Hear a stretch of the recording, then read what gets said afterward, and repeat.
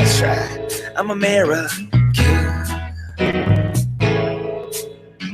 Got a picture hanging above my fire, next to deer, shot with my rifle. NRA, hell yeah, I support him. I hate my job and I hate my boss, but I love my country and I pray to God that the Cowboys win. Just clap your hands if you love our country, if you love our land. That's right. And if you're not clapping your hands, you're a terrorist and you eat sand. Irreverent, but honest and tastefully tacky somehow. Here comes another hour of insensitivity training with Glenn Woods. And I live in America. Come on. And I live in America. I'm American. A Russian ambassador has been assassinated. It seems to be official that the man is dead, but I'm waiting for the official word on that. It's the Bold Republic Radio Show Monday edition, and there's no way to start off a Monday than with a good assassination. I just wish it had happened first of the year, so is this too soon for me to... No, I shouldn't be joking about this. Well, no, I just noticed that the guy who killed the Russian ambassador, which happened in Turkey, stood there with his one arm down holding this gun, his finger up in the air with his other hand, and right away somebody thought of Saturday Night Fever and him striking a pose, and the memes are already out there. Is it too soon?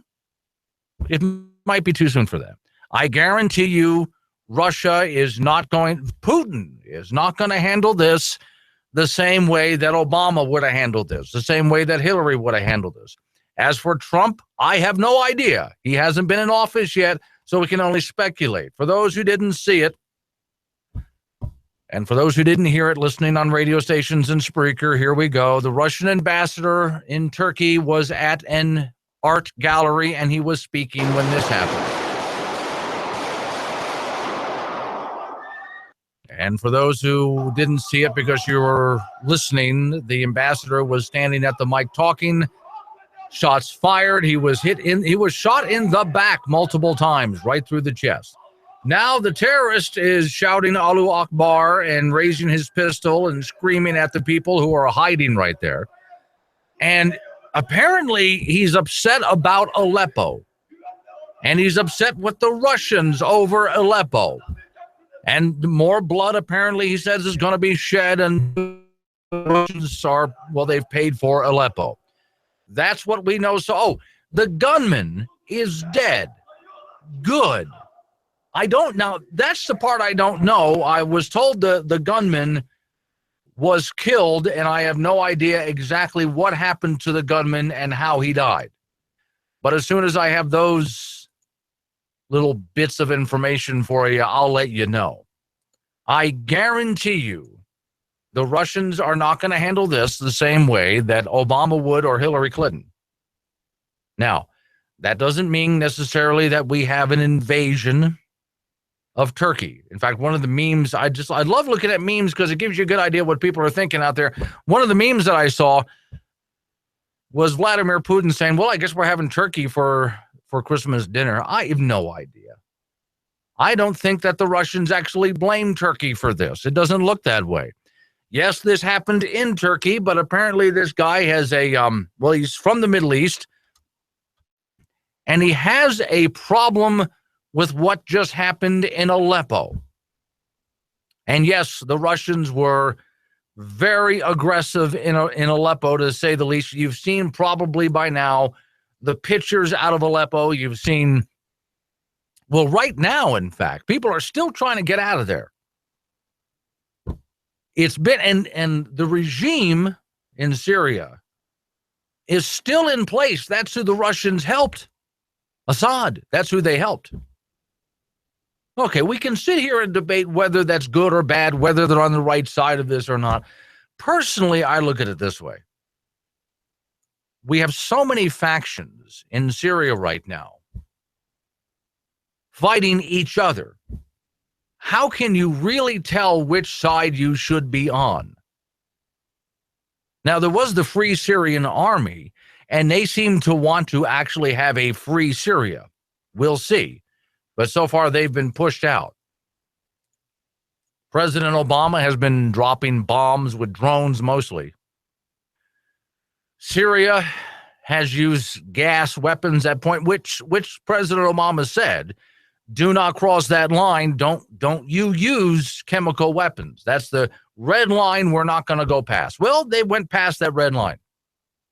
And President Obama did absolutely nothing. When Putin came onto the scene,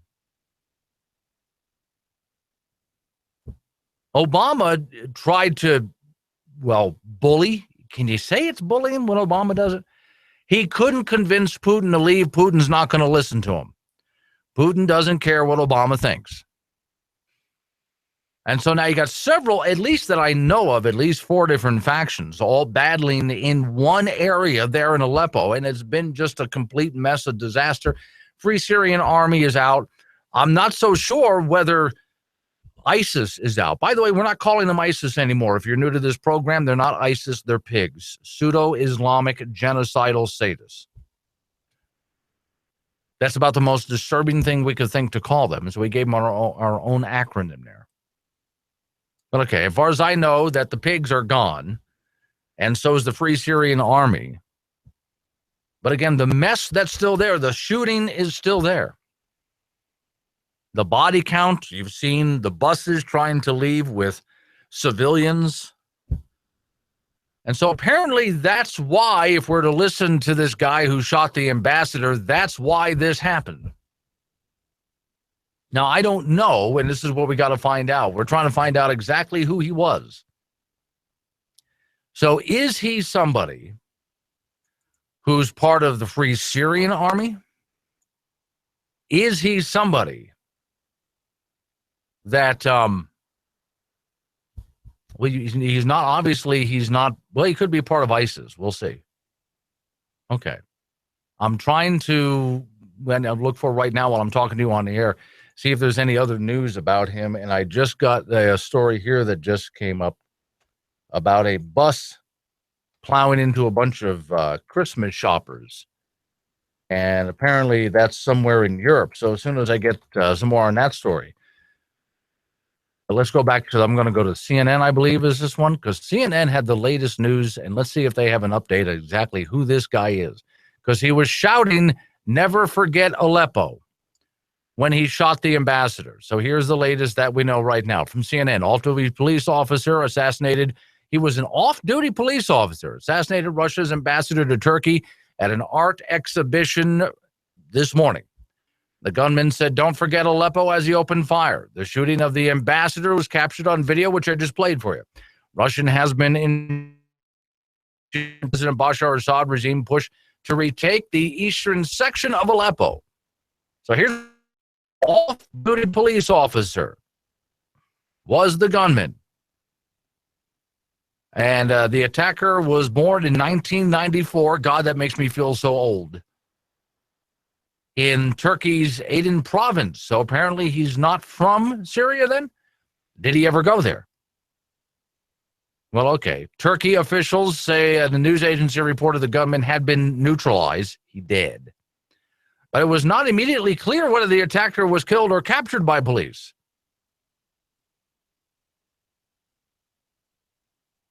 One of a photo exhibit when the gunman opened fire. In a video circulating on social media, which I just played for you, it shows the shooting, the gunman shouting, "Allahu Akbar, God is great. Don't forget Aleppo, don't forget Syria, don't forget Aleppo, don't forget Syria," he says. And then you can hear get back as people, as he waves his gun around. Only death, this is the translation, will remove me from here, and apparently that happened. Everyone who has taken part in this oppression will pay for it, he said. The shooting occurred a day before diplomats from Turkey, Iran, and Russia are scheduled to meet in Moscow to discuss the situation in Aleppo. Quote, "We are currently in contact with Turkish authorities who are assuring us that though a comprehensive investigation will be conducted," the Russian foreign minister's spokesman said in remarks on broadcast television. "Murderers will be punished. Terrorism won't sustain. We'll fight it." And another quote here, "The attack shows the most disgusting, barbaric face of terrorism," says Turkey's foreign minister. Russia's foreign ministry described this diplomat that was killed as an outstanding diplomat. Of course, they'll have nothing but good things to say to him. He began his career in 1976. He was an envoy to Turkey since 2013. Vladimir Putin and the Turkish president spoke on the phone after the shooting. Now, again, I don't know. I'm looking at this thinking I don't think Russia goes after Turkey on this one because I don't think Turkey had anything to do with this. This is something else, but we'll see. Here's the other report that I just got for you. A truck drives into crowd of Christian market in Berlin.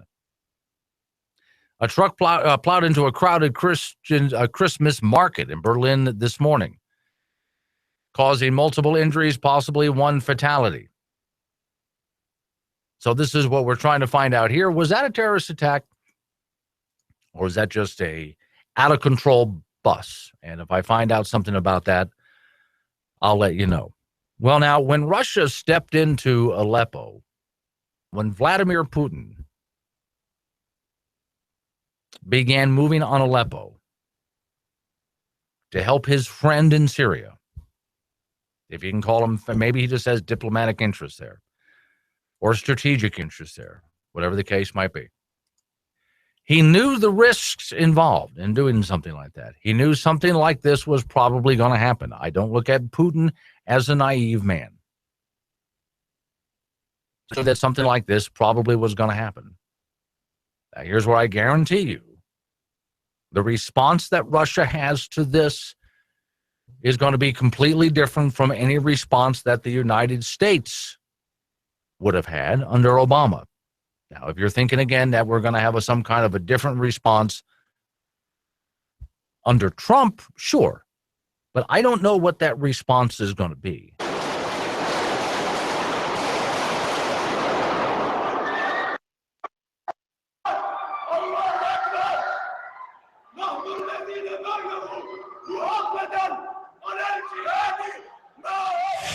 Let off a little steam. Yep, that's why we installed phone lines into the studio. Call Glenn now. Old Republic is on the air. Hello, Americans. Rod here with My Made in America store. Wow, what an election cycle. Now that it's over, we have to hold those elected on our behalf accountable.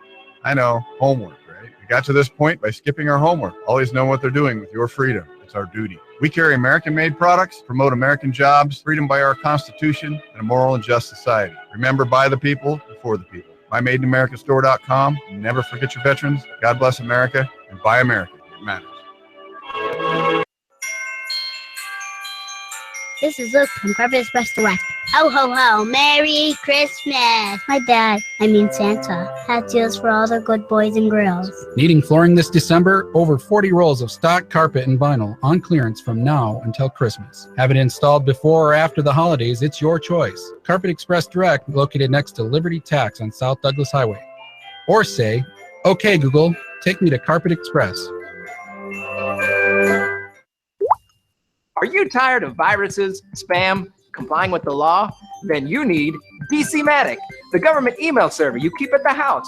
DCmatic helps protect against annoying viruses like Heartbleed, Stuxnet, and the American people. Here's how it works. First, select some government business you'd like to conceal from the public. Then, simply use DCmatic's proprietary privacy control to make sure it's gone forever. Is this illegal? It's not illegal. Having two email addresses is confusing and terrible. It'd be like having two bachelorettes. But don't take my... Did you receive the entirety of the emails I sent during my 4 years at the State Department? You received them both? Great! Thanks, DCmatic. Gone are the days of creating fake email aliases and destroying hard drives. What? That's currently happening. But wait, there's more! Order in the next 10 minutes and we'll also include this free pamphlet of press conference tips.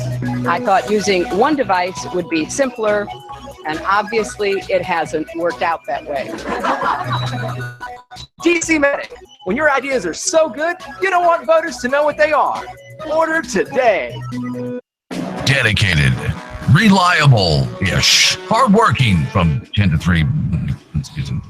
They are the American bureaucrat because the engine that was America's progress and success was running a little too fast and efficient. Who knows where all of this innovation and success was going? So for the good of the nation, somebody needed to slow it down. It took a lot of paper to jam up those gears of progress, but no one knows paper like the bureaucrat. And America was too rich compared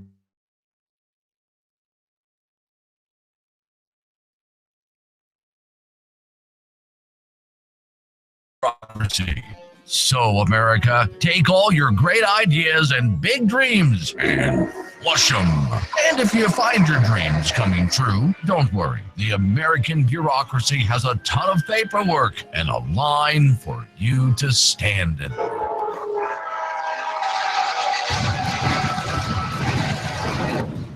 Bureaucracy, slowing progress and freedom for a more humble America. This show runs on lots of cigars and lots of coffee. So it's sort of like a London fog look in the studio. With that hyper-nervous feeling as if Jack the Ripper was on the loose. Creepy, but entertaining. It's Glenn Woods.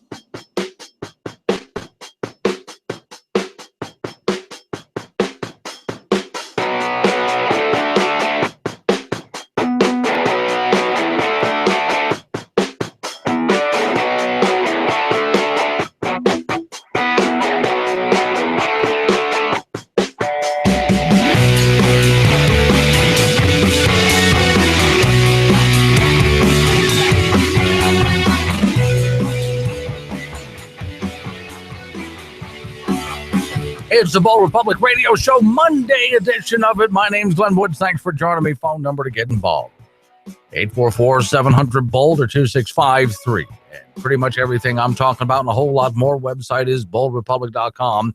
So all last week and part of the week before even, we were talking about fake news. A purveyor of fake news her entire life was all worried about it, even though she's been a major purveyor of it. President Obama's been worried about fake news, even though the fake news that comes out of the White House. Oh, dear Lord, people like Dan Rather are worried about fake news. Yet, who brought us the most fake news from major news organizations? People like Dan Rather. And we can name a few others. Ladies and gentlemen, I don't want to talk to you now just about fake news. But what about lazy news? Well, now that can be just as bad. Yes, even in Frostbite Falls, the citizens respond to the challenges of the outside world and its geopolitical machinations. Geopolitical macros, my eye. I'm talking about the annual flower show. But, sir, those front page headlines Don't mean a thing. The Picayune Intelligence has had the same front page for 15 years. The same front page? Why not? It's always the same stories. Cold War continues, plane crashes, world tensions. Well, that would be just daily news, wouldn't it? What about the fake stuff, though? Okay, yes, last week we talked about that. We talked about the lies and the fake news that you have to put up with and sort through. And I've had people call this radio show and ask, but what do we do when it comes to fake news? I mean, how do we, when we're surfing through the internet, decide what is or isn't fake news? Well, you got to do a little bit of research on your own. And I've told you it's how you do the research, which tells you whether you're on the right track or not. And yes, it can be difficult. I do this for a living and I still get caught once in a while. But here, let me give you a clue. Let's talk for a moment about lazy news, not so much fake news. So some time ago, a few years back, I want to say it was like 8 years ago, something, I don't know, some years ago. A company out of Massachusetts turned and said that they were on the verge of turning out to the general public the first flying car. It was a big press release. The first flying car. And the press release was sent to news organizations all across America.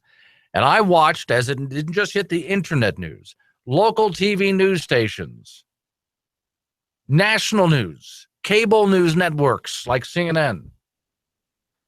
The first flying car, they said. And I went, wait a minute now, is that the first flying car? And so I got online and went back to 1950 as the earliest one that I can find.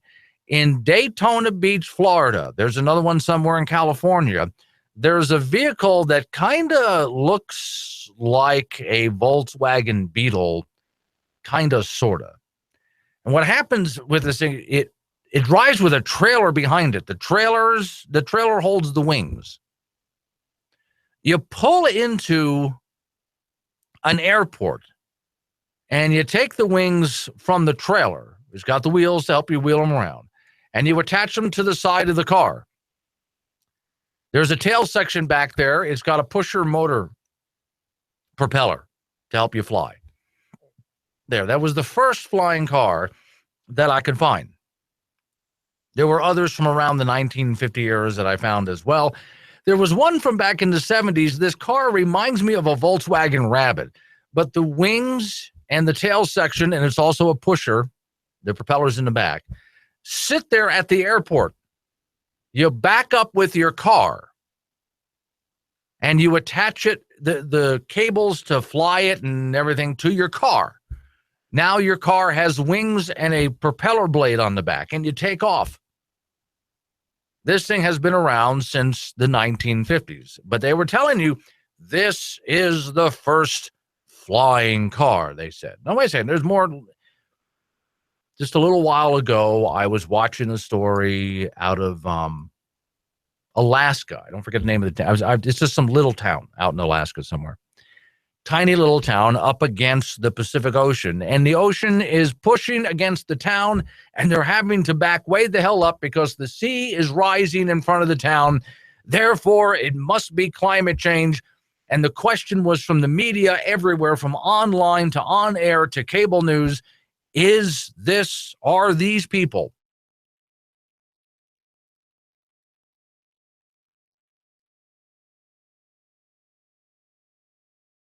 go back several thousand years before the time of Christ?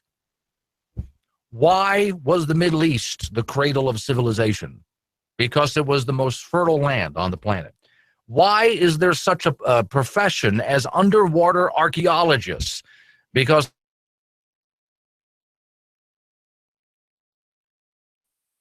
and these places existed before Jesus walked the earth. So how then are the people in Alaska the first climate refugees?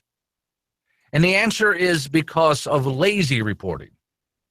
Not so much fake news, but lazy news. Because these reporters and news anchors, Brian Williams will exaggerate, sure, but there's a lot of reporters, news anchors, who won't bother to even sit down and Google it. How long does it take to even just Google something, for Pete's sakes? And they can't even be bothered to do that. Wait, I got something else about fake news coming up in just a minute, because honestly, most people don't even look at fake news sites. I'll tell you what I mean in a minute. A radio show? Yeah. Tip of the iceberg. Check out the YouTube videos. See what Glenn's talking about on Facebook and Twitter.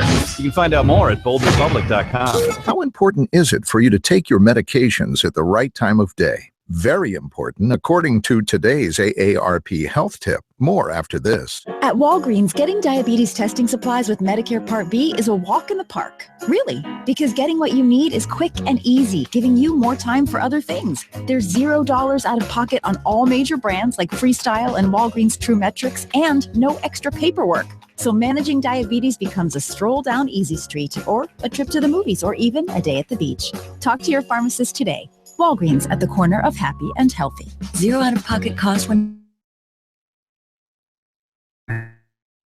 in the morning. Others should be taken in the evening or right before going to bed.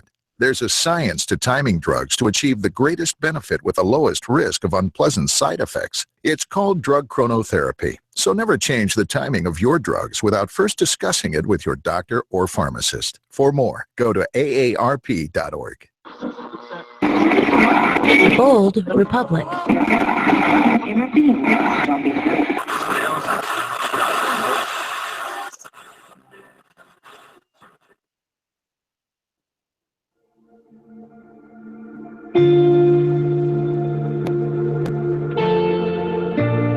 I was at church one day, and the speaker that day was different.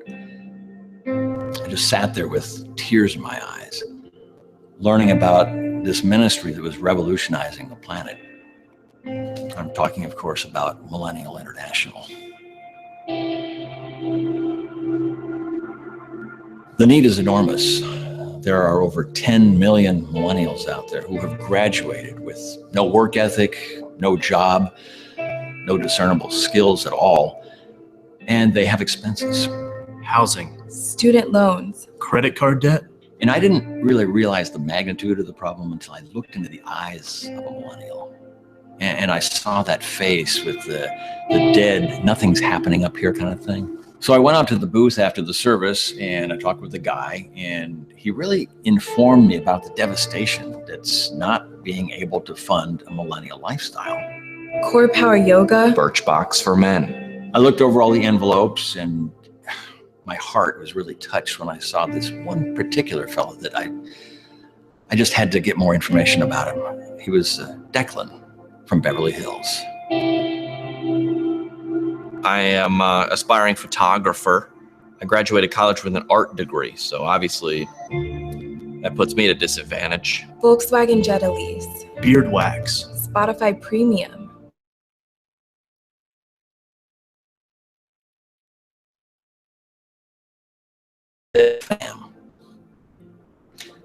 Literally have no idea what that means. Spin Cycle membership. Pet food for my rescue dog. Uber's home from a pub crawl.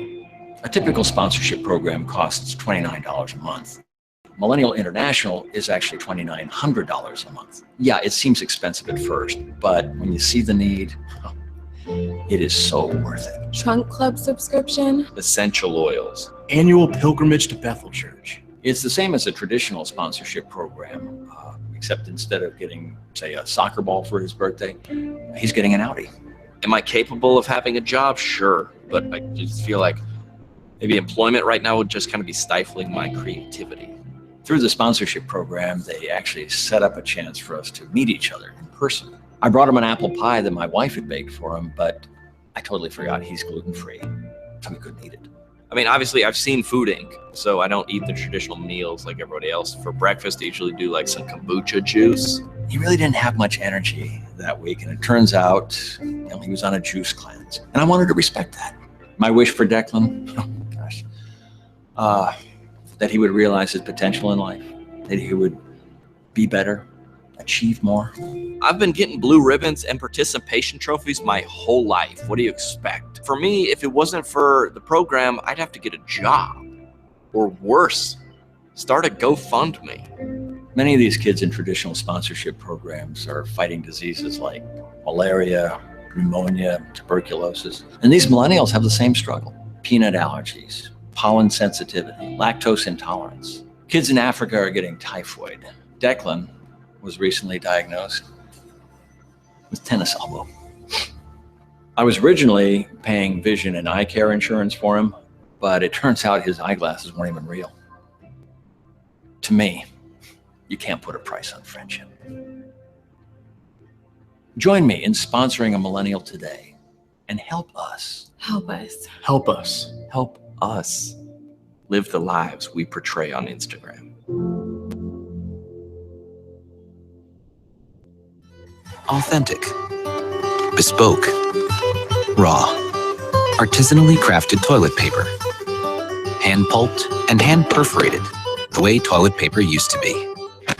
Come with us as we roll back 100 years of innovation, introducing Quilted Northern Rustic Weave, craft you can feel in every square.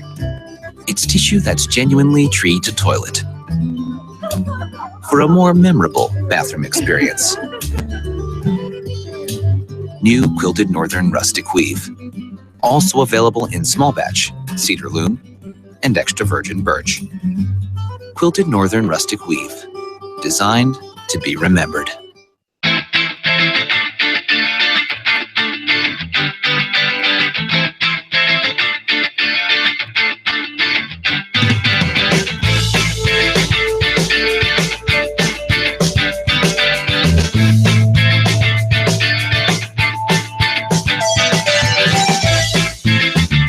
It's the Bold Republic Radio Show Monday edition. My name is Glenn Woods. Thanks for joining me. Phone number to get involved, 844-700-BOLD at 2653.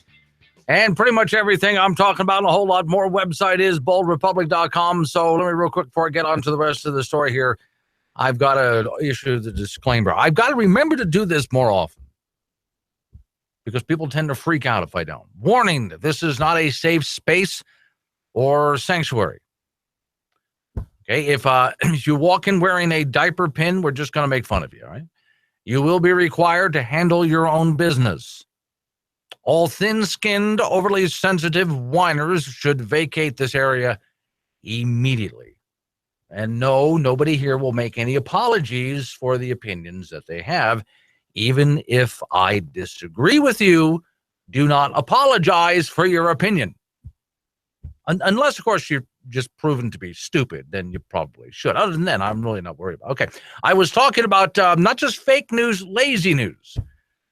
Now, fake news, obviously, there's fake news sites out there just handing you fake news, and some of them are CNN and NBC and CBS, and some of those are people who just put up websites that are just purveyors of fake news, and a lot of conspiracy theorists, unfortunately, buy into stuff like that from both sides, liberal and conservative. There's this story. I'm going to get to the lazy news again in just a moment, because we got to finish that, but okay.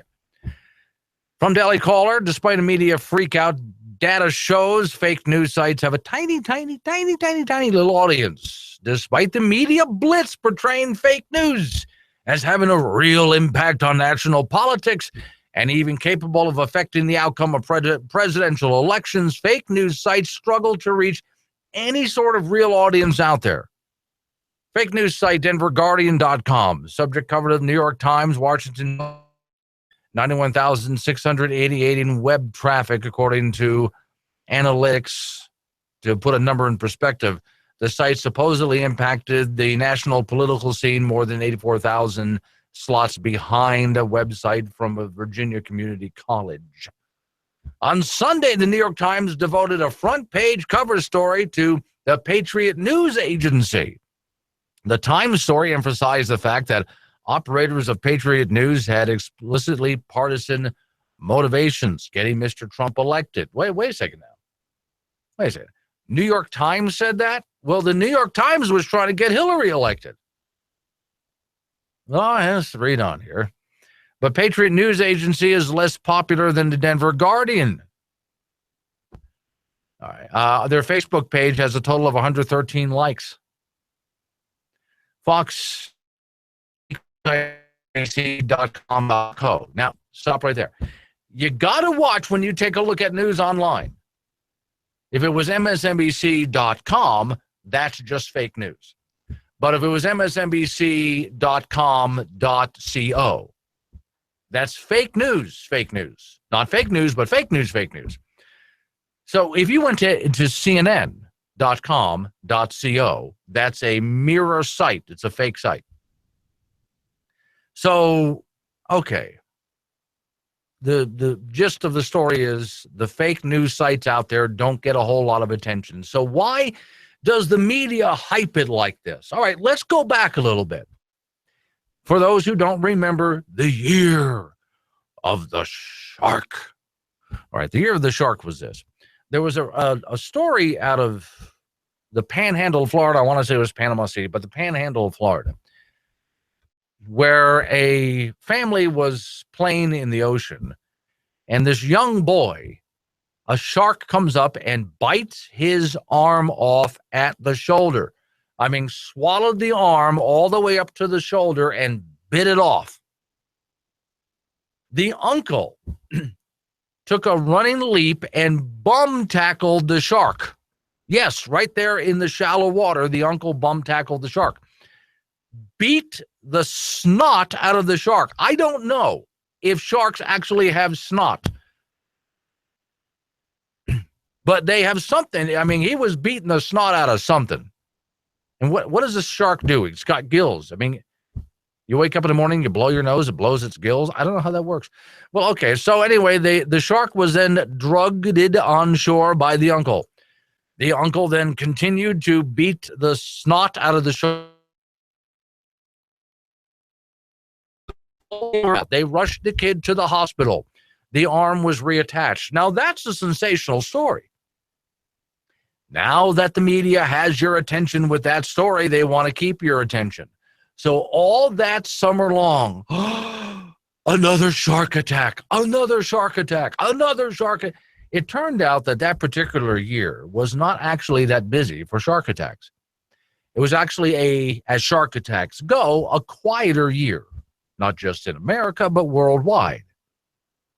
So why did the media give you wall-to-wall coverage? Because they had your attention. Now they got to keep it. And so that's why they push stories online like fake news is a major issue. Yes, there are fake news sites out there. I'm not talking about the irrelevant press right now. I'm just talking about the actual fake news sites that make garbage up. Yes, they exist. Yes, they'll cause a problem once in a while, but usually it's just a bunch of nutball conspiracy theorists that believe them, and there's not too many of them. So it's a tiny problem. But because it has your attention, the media is covering it wall to wall, like it's a huge deal when it's not. They did that to try to ram Obamacare down your throats. It's a healthcare crisis. No, it's not. We didn't have any crisis going on. The climate change crisis, there is no such thing. There's not a climate crisis going on. But they have to cover it wall to wall because they have your attention now, so they've got to keep your attention. That's how they sell advertising, right?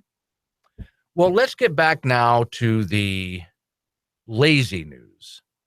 So I just gave you a story about a town in Alaska where they were saying, well, this town is, the seas are rising and this town is having to move back. Are they the first climate refugees? Well, if you went back a few thousand years before the time of Christ, you found climate refugees because the Middle East turned into a desert.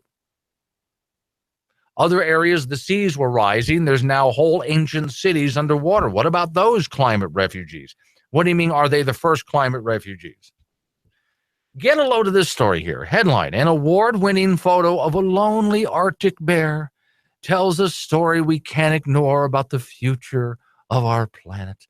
And there's a bear sitting on the beach by himself, and he has his head down like he's looking at something between his front paws.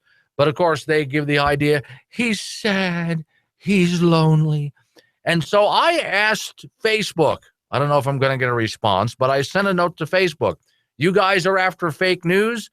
I would like to flag that as fake news. The polar bear population has exploded. That put up that story is acting like the polar bear population. When you read the story, the polar bear population is suffering and on the decline. The polar bear population is not on the decline. It's increasing. But the writers of that article were too lazy to look anything up. They're just taking the words of a bunch of environmentalists, too lazy to look into the story. Everything Glenn talks about is on his website, and that website is updated daily to keep you informed and scared. BoldRepublic.com. You know, a lot of people buy expensive razors to get a great shave. Some people even belong to Razor Club. And while a good razor certainly does go a long way, none of that means a thing if you haven't properly prepared your face or your legs or your underarms or wherever for that shave. It's the preparation that's the key. That's where Shave Secret comes in. You don't need any soaps or oils or aftershave, none of that. Shave Secret is the best shave ever. Simply put, the best shave ever. 100% natural oils. Comes in a little bottle that looks like an eyedropper bottle. Just wet the face, 3 drops. It doesn't even lather. It'll help heal any nicks and cuts, helps with dry skin, rashes, shave bumps, ingrown hairs, and a whole lot more. And it's a perfect size to travel with, too. Look them up online. Shave Secret. Shave ever. A 100% natural product that'll prepare your face for the shave. Shave Secret. If you're a hunter or angler, you've probably heard of nice-sounding groups like the Theodore Roosevelt Conservation Partnership, the Isaac Walton League, and Backcountry Hunters and Anglers. Even though the news media quotes them and treats them like sportsman groups, they're actually green decoys. What's a green decoy? A sportsman group in name only that is really just a front for the radical liberal foundations that fund them. Foundations with histories of anti-gun, anti-energy, and pro-labor union policies. TRCP has accepted money from the Chicago-based Joyce Foundation, which is one of the biggest opponents of the National Rifle Association and gun rights. To understand the political leanings of the Joyce Foundation, you only need to know that Barack Obama used to be a board member. Big wig labor bosses gave TRCP $1.2 million to lure gun-owning union members away from the NRA. The Isaac Walton League of America's National Office, meanwhile, has taken millions from the anti-gun Joyce Foundation.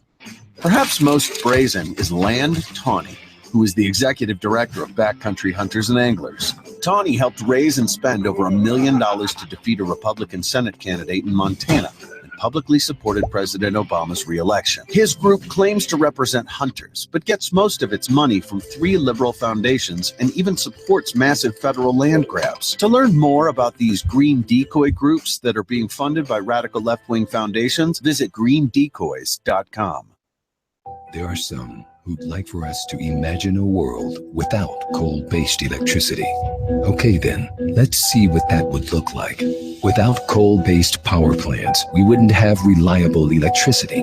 Electricity prices would rise, local communities would lose jobs, and our national economy would suffer. So imagine a world without coal, and it's a pretty scary place to be. Fact is, we need coal-based electricity for reliable power, for affordable energy, for strong jobs that contribute to a stronger U.S. economy, for global competitiveness.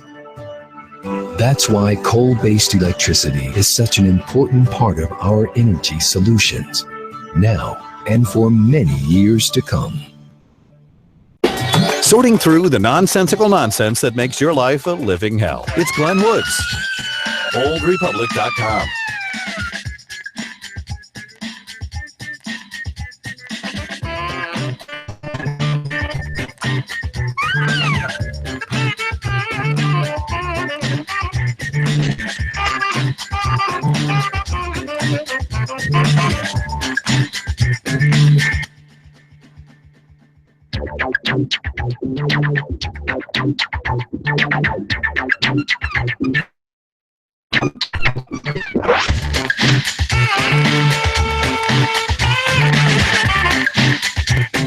It's the Bold Republic Radio Show. My name is Glenn Woods. Thanks for joining me. Phone number to get involved, 844-700-BOLD, 2653. Pretty much everything I'm talking about and a whole lot more. Website is boldrepublic.com. I'm going to wrap this up real quick. Well, in this last segment here, then we got other stuff to get to. So I'm talking about the difference between fake news and lazy news. Let me recap for those people real quick just joining me. Fake news is the story that Brian Williams will give to you. Fake news is stories that come out of the White House with the Obama administration. How many fake news stories have they given? Fake news, yes, comes from name your news organization, CNN, NBC, sure, but also websites that are designed just to simply write bogus stories and put them out there. And these are, I don't know what their motivation is. They're cranksters, they're hoaxers. And yes, now and then these fake news stories do fool the public. But then there's the lazy news. The lazy news of the people who told you that the first flying car is currently being built in Massachusetts, when fact of the matter is we've had flying cars since the 1950s. Google it. Just Google flying car 1950. You'll see it. They've been around since the 1950s. Lazy news is when you hear them say, oh, these poor people up in Alaska, that town that's being flooded out, will these people be the first climate refugees? When there were climate refugees before the time, thousands of years before Christ walked the earth, there were whole cities that were once located in some of the most fertile parts of the earth in the Middle East and Northern Africa, which became a massive desert. There are whole cities underwater because of rising seas that are thousands of years before Christ. These cities went underwater. What do you mean these people in Alaska are the first climate refugees? That's lazy news because the reporter's too lazy to look it up. this environmental group that says, oh, the polar bear population, oh, these sad polar bears. Really? Because if you look at it, the polar bear population is exploding. But that's just too lazy to go look things up. They get a press release, they report it, they're not. In fact, some years ago, and I want to say this was the Today Show where I first saw this, but all of a sudden, all the morning news shows, television shows, were reporting the FDA has turned the food pyramid upside down. They've completely rewritten the food pyramid. And so they started, all of these news organizations started to bring their experts on to talk to you about the brand new food pyramid. You've never seen it like this before. There's almost zero meat in it. It's heavy on fruits and vegetables and a lot of organic stuff. Well, that went on for about a week as all of these television talk shows had all their experts on to talk about the new food pyramid. In the meantime, the FDA was trying to call these news organizations to ask them what the hell they were talking about. Finally, they got through. After a week, they got through. And the FDA said, we never redid the food pyramid. What are you talking about? Well, it turns out there was some group, there were vegans, but if you can imagine, a radical vegan group. They don't have a whole lot of energy to get a whole lot done, but they did this. This is back in the days when fax machines were really big. They made an FDA logo on a piece of paper, and they wrote up what looked like an official FDA press release. And then they sent it out to all of these major news organizations. We at the FDA have completely redone the food pyramid. And all these news organizations, again, not fake news, well, fake from the environmental group, but lazy news, because all of these news organizations just reported it. And nobody bothered to pick up the phone and call the FDA and ask a few basic questions. If they had done that, the story would have been called a hoax. Never heard about it. It would have never made it on air. So I got to ask you now, which is worse? Yes, there's bias out there. Of course there is. There's fake news and there's lazy news. Now let's add one more. And I guess you could put this in the fake news category, but it's omitted news. What about omitted news? Fake news, lazy news, omitted news. So, okay, some scientists at NOAA come up with some kind of a graph that shows, well, the North Pole is losing all sorts of ice. But then some other scientists at NASA say, that's not happening. And they disagree. Now, I know you probably had the impression that all of the scientists agree. There's a consensus among the scientists. Why is it that your media will report the story from the first group of scientists that said the ice caps are melting, but when another group of NOAA scientists step up and say, no, they're not, that doesn't get reported? That's not fake. That's not lazy. That's omitted news. They're just not going to tell you that. Unless you went out and searched for yourself, you're never going to find this. What about the omitted news? Let me stick with climate change for a minute. 97% of scientists agree. Okay, but then many studies have come out to show that that's just that first study was a bogus study. 97% of scientists do not agree. But they're not going to tell you that. The unemployment rate, says the federal government, is at 4.6%. Oh, excuse me, says the Obama administration. But then there are those economists that step up and say, actually, when you include the workforce participation rate and how many people are not participating, the unemployment rate's at like 9.6%. And yet, how many news organizations report that? Instead, they omit the story. There's fake news. There's lazy news because they're too lazy to fact check. And then there's omitted news. So for those who call this program and say, well, how do we know what's the truth out there? Trust me, I do not have an easy answer for you. It's never easy to find out what is the real news, what's really going on out there. This is one of the reasons I tell you, when you are looking at news, when you're trying to find out what is real, what is fake, what is omitted, don't often believe the first thing that you hear. That's rule one. The first thing that you hear is usually skewed because of the fog of the moment. When a disaster is happening, the first news that comes out of that disaster is usually very confusing news. The people who are there, eyewitnesses at the time, get very confused about what they saw. That's problem number one. So wait when a story comes out until you get more information. Second, just because doesn't mean that it's true.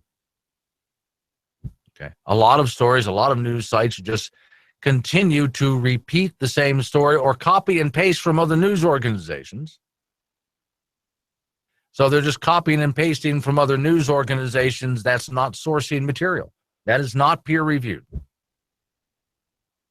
Yes, it's very difficult to find out what is right, what is not right. Here's the next thing, and this is where this is really on you.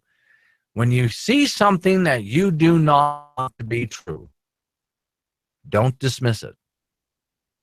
See, and that's the hardest part for all of us, and that's where the people in the press get caught up. They see something that they don't want to hear, and so they just dismiss it because they don't want to hear it. So when you're looking for news, be careful that you don't fall into the same trap. Callers are on hold. You got two choices.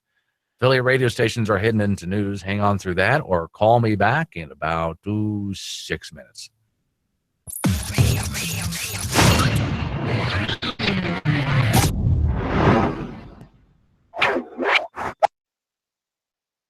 You critics don't define our honor. You try to shame us for doing our job. You teach children to fear us, crowds to attack us, and good people to doubt us. But we will never back down from our sworn duty to uphold the Constitution of the United States of America. We wake up every day, put on our badge, strap a gun to our hips, kiss our families goodbye, and put our lives between the law-abiding and any criminal who threatens their rights. We serve people of every color and creed, men, women, and children in violent, dangerous neighborhoods, because they have the same right to life, liberty, and the pursuit of happiness as CEOs, movie stars, and the political elite. We are Americans, and we are the American police officer. We stand with the Association of America, and the NRA stands with us.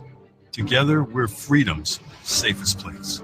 It's the Obama administration bankruptcy liquidation sale. Everything must go. Solar panels at greatly discounted prices. Get them now before we throw them in the trash. Windmills bigger than you've ever seen. Never before driven. Limited mileage. Chevy Bolts at rock bottom prices. Get them now before they catch on fire too. It's the Obama administration liquidation bankruptcy sale. If it's green, it's gone.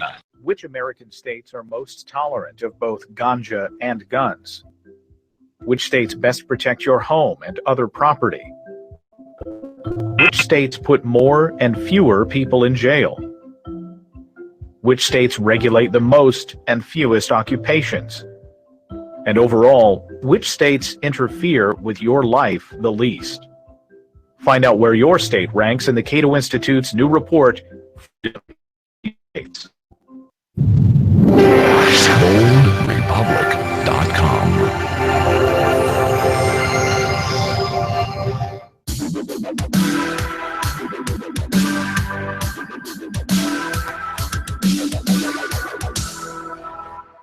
Recently, students at the University of Pennsylvania decided to pull down a portrait of William Shakespeare from the school's English department and replace it with one of Audre Lorde, a feminist writer.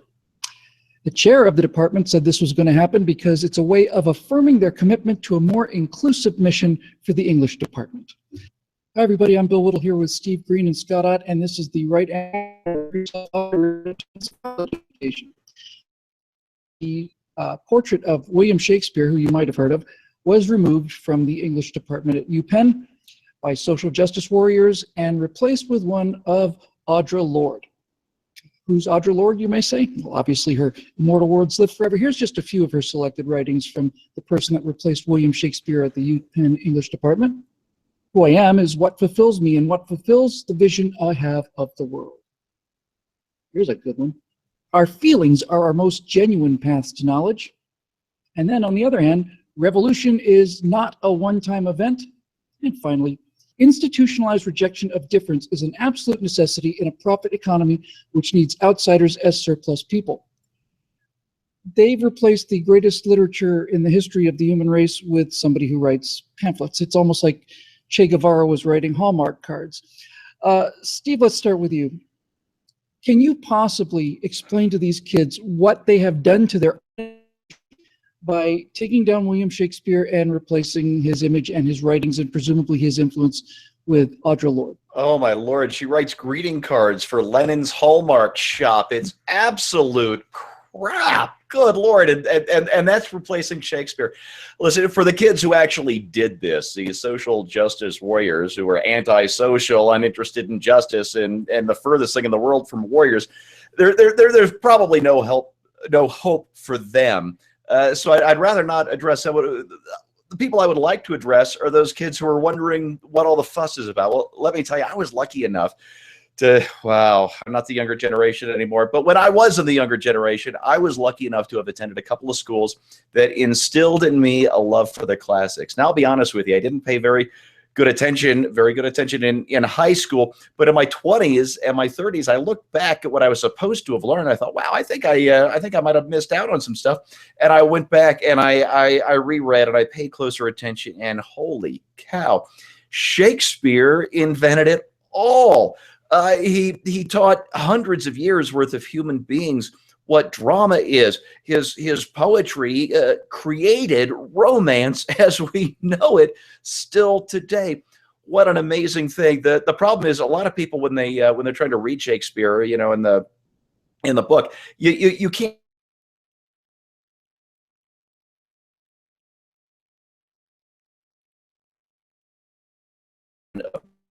just dirty and gritty and sexy and bloody, and it's just wonderful filmmaking.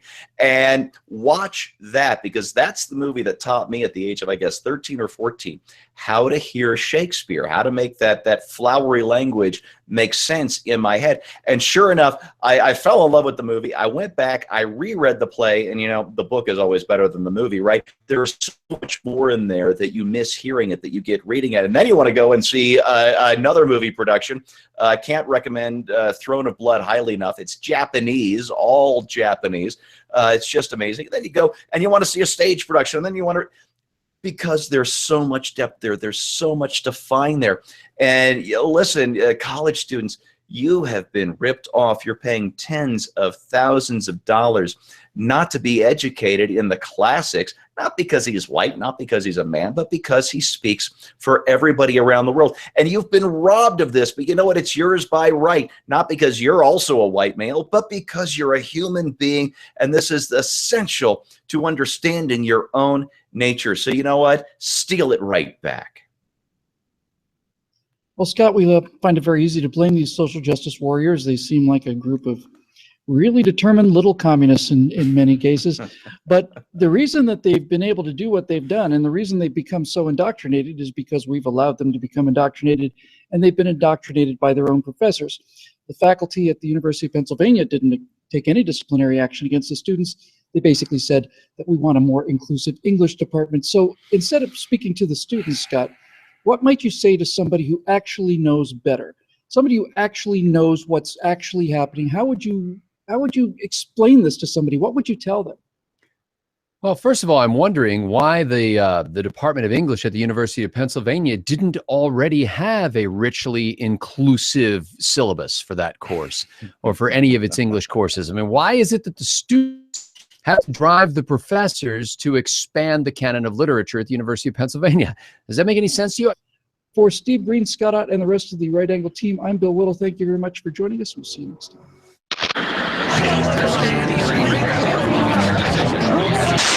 I'm American. That's right. I'm American.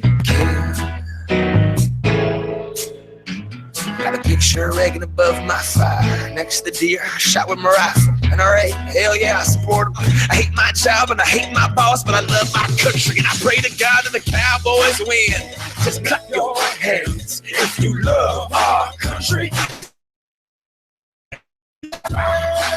If you're not clapping your hands, you're a terrorist and you eat sand. Irreverent, but honest and tastefully tacky somehow. Here comes another hour of insensitivity training with Glenn Woods. And I live in America. Come on. And I live in America. I'm America. It's hour 2, Bold Republic Radio Show. My name is Glenn Woods. Thanks for joining me. Phone number to get involved, 844-700-BOLD. Let's do this. And as always, pretty much everything I'm talking about and a whole lot more, you find it on my website, which is boldrepublic.com. As I was heading into that top of the hour, there were some calls coming in, and they had the option of waiting or calling back. They decided to call back. Now's a good time to do that. Again, 844-700-BOLD or 2653. And, of course, for those of you out there, if you haven't tried it yet, website is boldrepublic.com. Here's the purpose of the website. Purpose of the website is so you can follow along. If you want to know, if you're listening to me talk about something, you want to know, where did he get that? boldrepublic.com. There you go. Plus, there's all sorts of special features. There's pages to explore, and we're on Facebook and Twitter and YouTube, and there's the Bold Republic app and yada, yada, blah, blah. Got it? Okay. And ladies and gentlemen, if you would please all rise. Now, for those who would take a knee during this, we don't care. I don't care. You want to take a knee? Take a knee. Whatever. For the rest of you out there, I know you're tired of living in a world jam-packed with political correctness, so we have this just for you. If you would remove, uncover hats, helmets, and hair pieces of all sorts from wigs to toupees, you with the comb over, it's just a few days scaring the kids with that. Flop it back and go get a pair of scissors when we're done here. It's time for the bold pledge. I incite name here. One or the other. Pick one. None of this gender neutral crap. I do not allow others to make rules for my life, and I mind my own friggin' business and leave others alone. I live off my own hard work. I contribute to society, and I am not a stinking mooch with 12 Obama phones. I will boldly defend the freedom and liberty our forefathers gave us, like my Uncle Vinny in World War II. Your mooch is free today because of his service, so show some friggin' respect. Now with today's segment, here's Glenn Wood. There you go. You may now put all your covers back on, except for you with the comb over. I flip it back. Trust me on this. A bald spot looks better than a comb over. Okay? Nobody makes fun of a bald spot. Everybody makes fun of a comb over. Got it? Okay, now that we have that settled, let's just go ahead and move on. Here we go, ladies and gentlemen. Oh, by the way, hold on. By the way, what is the background audio we have there? Is that something? Okay, let's go ahead and pause that.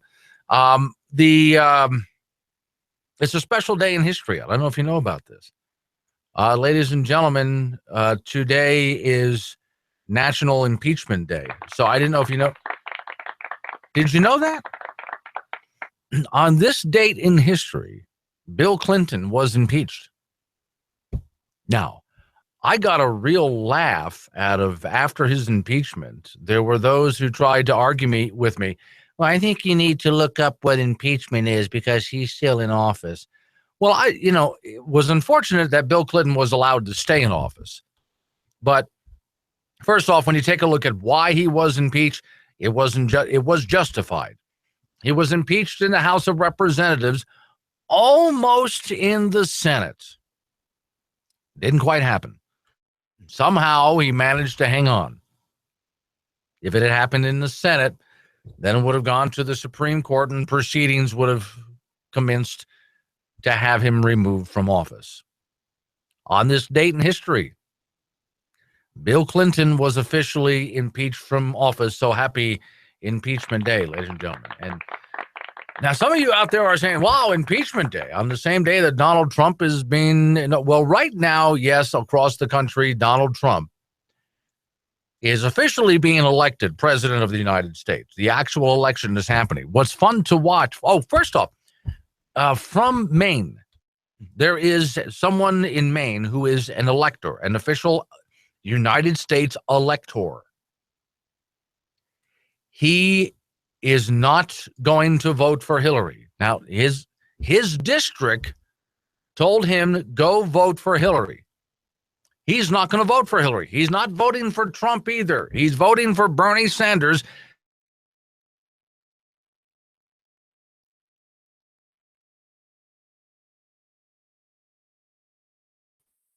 Electors are going to vote for somebody else, Hillary or somebody else. But there's at least one elector that was supposed to go to Hillary, but instead is going to Bernie Sanders. So take that. In the meantime, across the country, as they're doing the official election, which, by the way, is a public thing. You can go to them. Well, of course, I'm trying to remember which state was it. There was a state where all 10 of the delegates voted for Trump, as they were supposed to do. And man, oh man,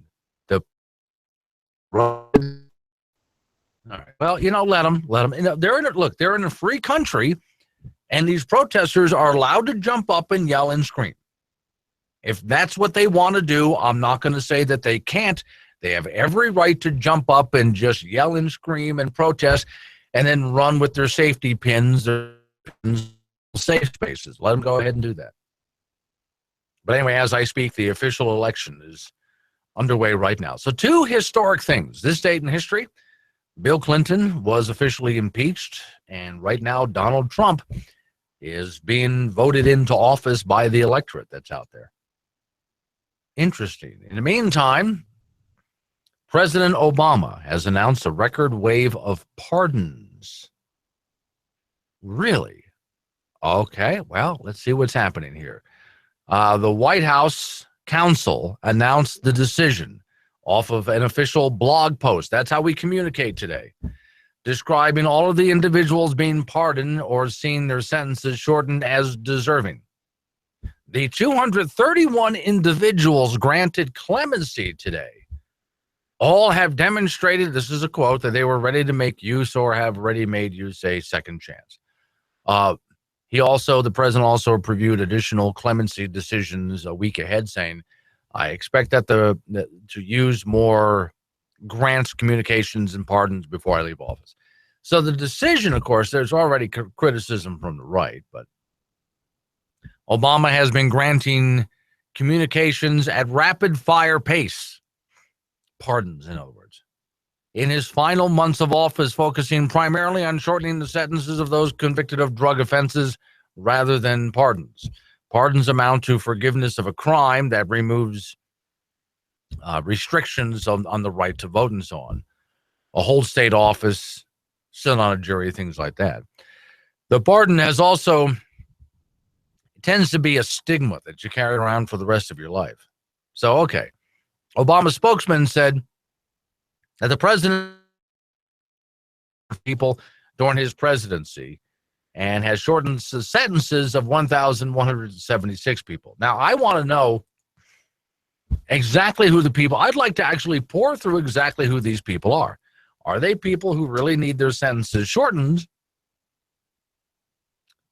Or is there anything political involved here?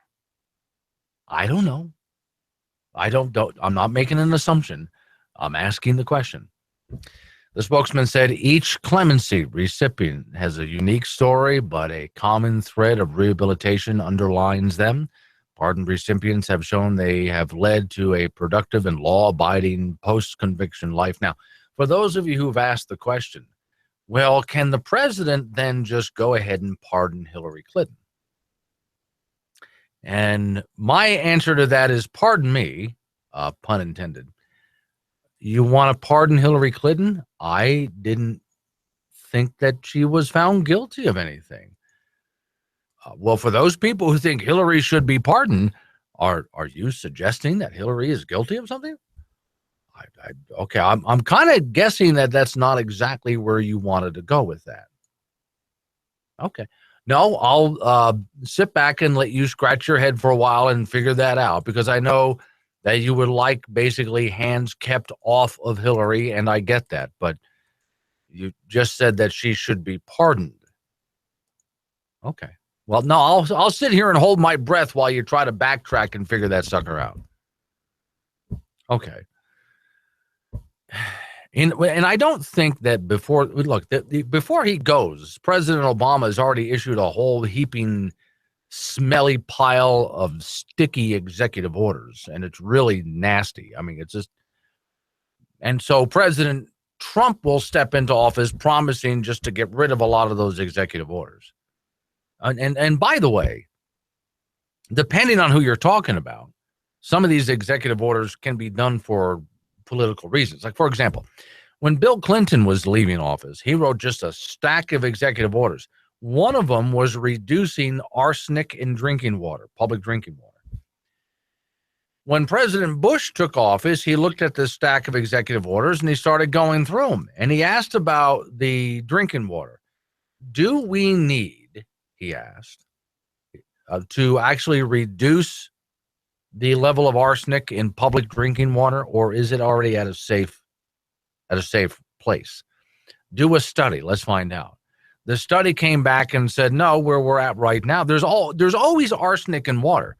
The levels of drinking water in America, the arsenic level is at a safe level. So Bill Clinton did not need to reduce it any lower. And so President Bush, well, canceled the executive order, which sent environmentalists over the top. They went crazy. He's trying to poison us. And the whole thing was a setup to make Bush look bad.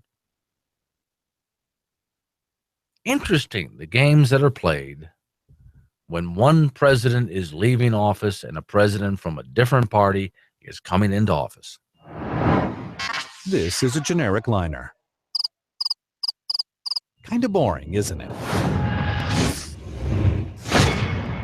You know, a lot of people buy expensive razors to get a great shave. Some people even belong to Razor Club. And while a good razor certainly does go a long way, none of that means a thing if you haven't properly prepared your face or your legs or your underarms or wherever for that shave. It's the preparation that's the key. That's where Shave Secret comes in. You don't need any soaps or oils or aftershave, none of that. Shave Secret is the best shave ever. Simply put, the best shave ever. 100% natural oils. Comes in a little bottle that looks like an eyedropper bottle. Just wet the face, 3 drops. It doesn't even lather. It'll help heal any nicks and cuts, helps with dry skin, rashes, shave bumps, ingrown hairs, and a whole lot more. And it's a perfect size to travel with, too. Look them up online. Shave Secret. It's simply the best shave ever. A 100% natural product that'll prepare your face for the shave. Shave Secret. You critics don't define our honor. You try to shame us for doing our job. You teach children to fear us, crowds to attack us, and good people to doubt us. But we will never back down from our sworn duty to uphold the Constitution of the United States of America. We wake up every day, put on our badge, strap a gun to our hips, kiss our families goodbye, and put our lives between the law-abiding and any criminal who threatens their rights.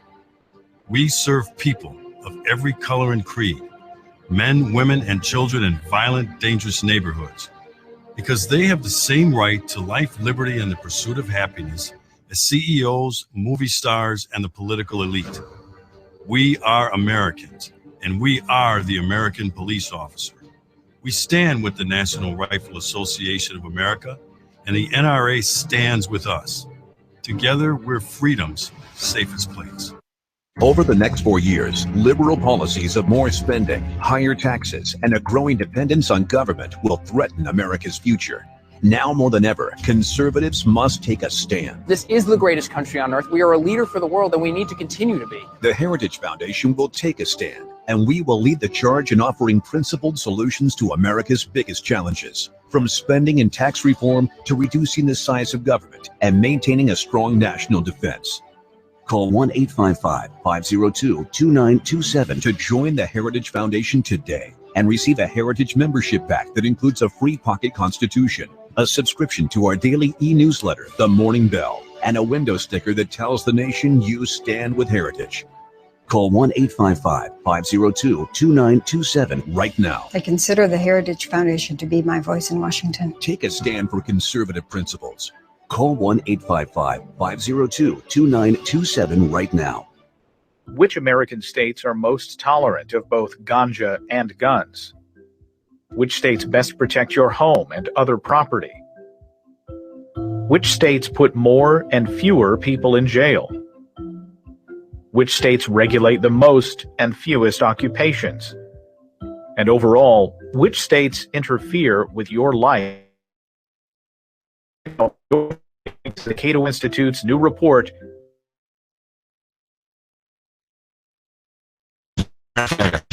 He makes it his business to know the government's business and how they're all up in your business so you can go about your business. Oh, where was I going with this? Kind of lost track. Anywho, Glenn is back on the air now. Yep, there he is.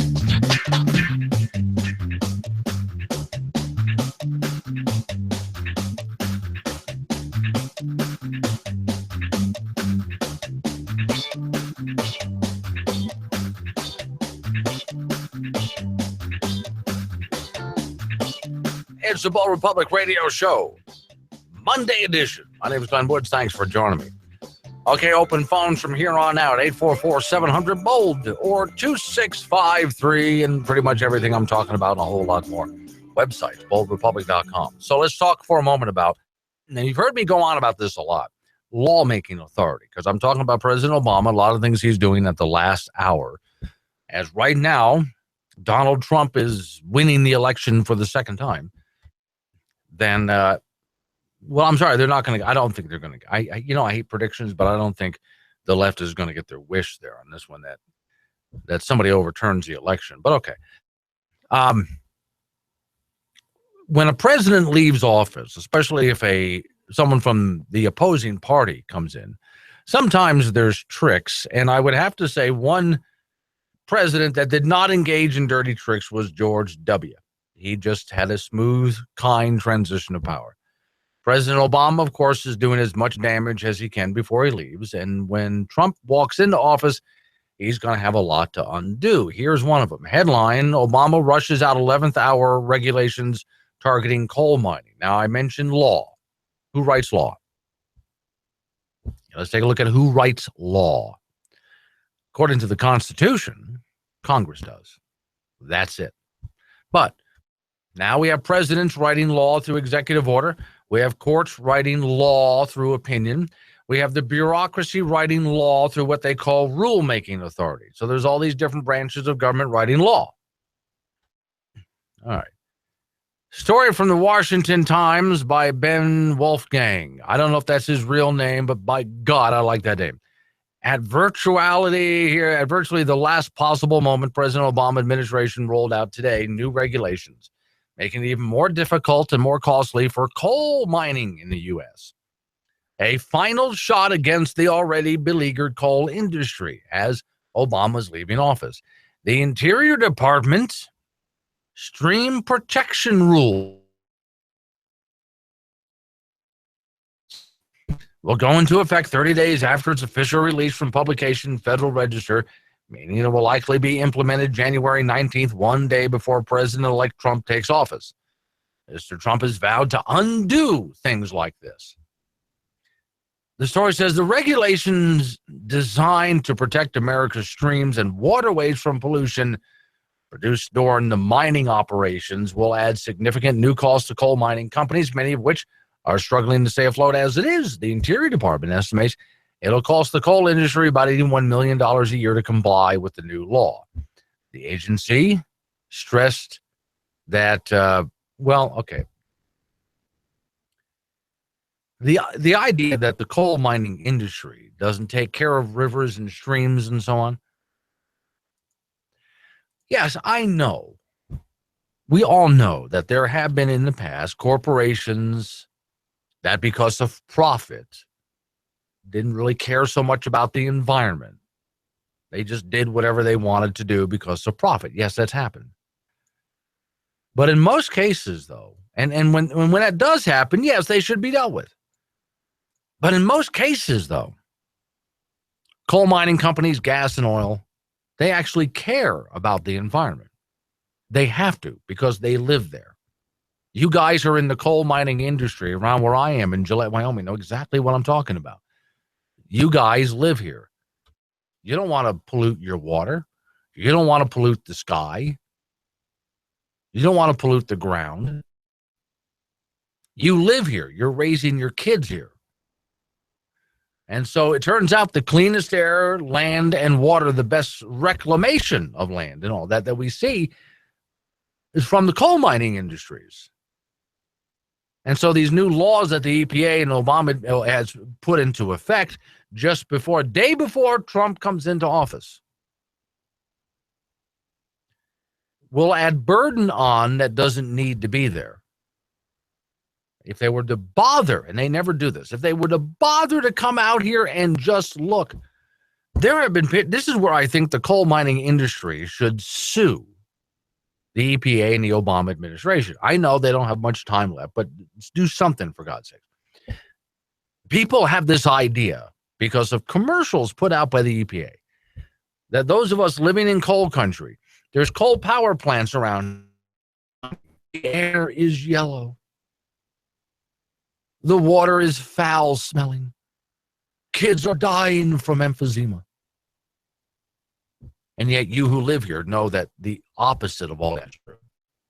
But if you ever try to convince somebody, Tim from Tampa has done this before. Tim from Tampa has been online chatting with environmentalists. I live around this. That's steam coming out of those stacks. It just snowed out here. The snow is pure white. Why don't you come out and take a look? Come on out. Take a look for yourself, and they refuse to do it. And so these environmental regulations coming from the Obama administration, from the EPA, just before Trump gets into office, these regulations are coming from people who have never been out here and have no idea what they're talking about. And their entire goal is just to shut down the industry. That's it. Just shut down the industry. They have no other goal in mind. For those people, though, you know who you are. You're on my side of the argument, but you've been working to appease the EPA. You've been working to play ball with and appease the Obama administration. How's that working for you? How did that work for you all these years, trying to appease these people? Okay. Hopefully this change of administration will do something. To let off a little steam. Yep, that's why we installed phone lines into the studio. Call Glenn now. Old Republic is on the air. Which American states are most tolerant of both ganja and guns? Which states best protect your home and other property? Which states put more and fewer people in jail? Which states regulate the most and fewest occupations? And overall, which states interfere with your life the least? Find out where your state ranks in the Cato Institute's new report, Freedom in the 50 States. Hello, Americans. Rod here with my Made in America story. Wow, what an election cycle. Now that it's over, we have to hold those elected on our behalf accountable.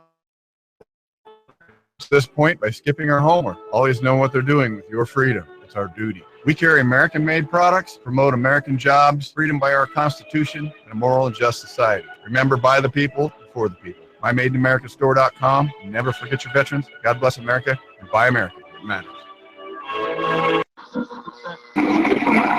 Bold Republic.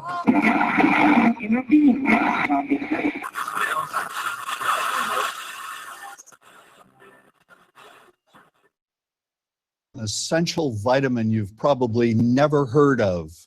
If you're a parent or plan to be one, It might be more important to your child's growth than all other vitamins combined, and only you, a parent, can provide it.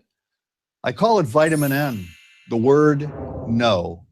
More and more children, I find, are suffering from vitamin N deficiency, and they, their parents, and our entire culture are paying the price.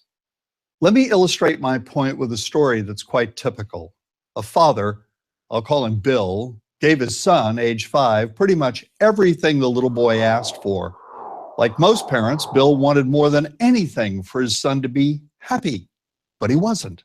Instead, he was petulant, moody, and often sullen. He was also having problems getting along with other children. In addition, he was very demanding and rarely, if ever, expressed any appreciation, let alone gratitude, for all the things Bill and his wife were giving him. Was his son depressed, Bill wanted to know?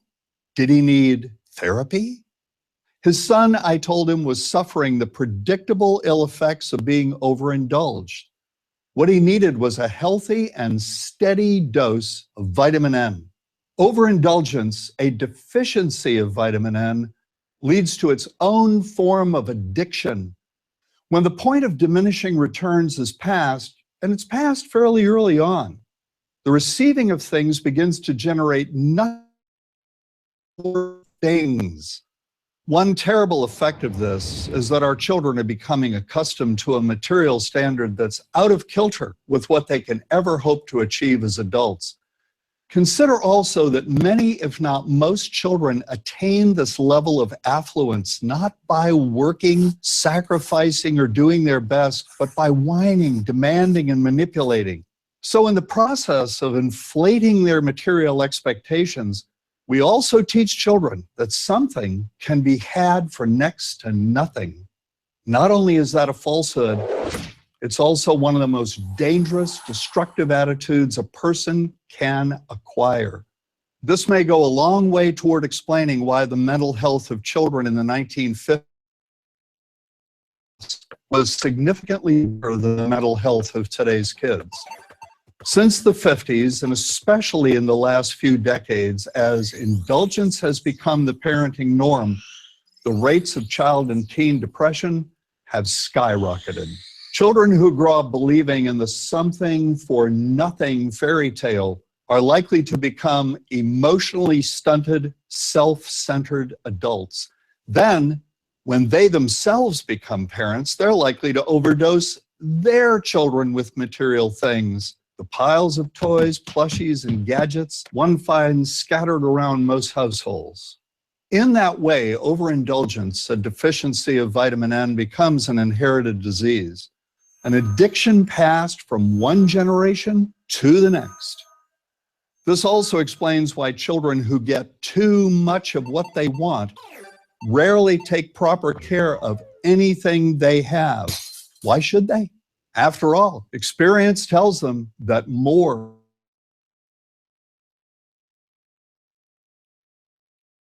to tend to their needs for protection, affection, and direction. Beyond that, they deserve to hear their parents say no far more often than yes when it comes to their whimsical desires. They deserve to learn the value of constructive creative effort as opposed to the value of effort expended whining, lying on the floor, kicking and screaming, or playing one parent against the other. They deserve to learn that work is the only truly fulfilling way of getting anything of value in life, and that the harder they work, the more ultimately fulfilling the outcome. In the process of trying to protect children from frustration, parents have turned reality upside down. A child raised in this topsy-turvy fashion may not have the skills needed to stand on his or her own 2 feet when the time comes to do so. Here's a simple rule. Turn your children's world right side up by giving them all of what they truly need, but no more than 25% of what they simply want. I call this the principle of benign deprivation. When all is said and done, the most character-building 2-letter word in the English language is no. Vitamin N.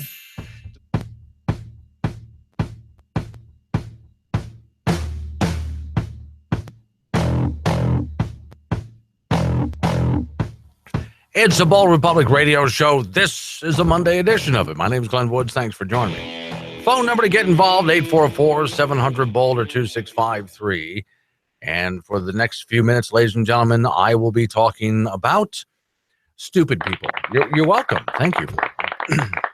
Always fun to talk about stupid people. Okay, so you see, here's the deal. Stupid people don't know that they're stupid. Well, for example, okay, I can give you a lot of examples here. I want to make sure very careful I get this right. So have you seen people walking around with a Che Rivera shirt on? Now, you smart people out there, the first time you saw a picture of Che Rivera or you heard the name, you wondered, what exactly is he like? Who is he? Okay. And you didn't just listen to what you were told. You actually went and looked it up and realized, oh my God, Che Rivera is someone who is burning in the deepest pits of hell for what he did. And yet there's these young people walking around with Che Rivera shirts and they think that he was a great guy. Came across this meme on the internet.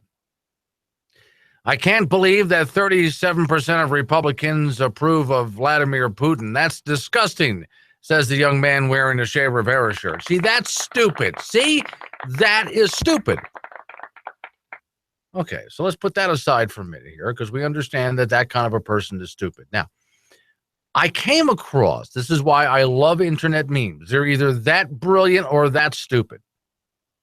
I came across this on Twitter, and let me real quick, I'm going to check to see while I'm talking to you guys if this guy has ever responded to me on Twitter. Real quick here as it loads up. And nope, nobody. Wait, up. There's one person that has responded to something here. Now, he liked what I did. Okay. Well, the guy who posted this on Twitter has not responded. Can't help you there. But okay, here's what he did. So this guy's name is Sam B. Joyce.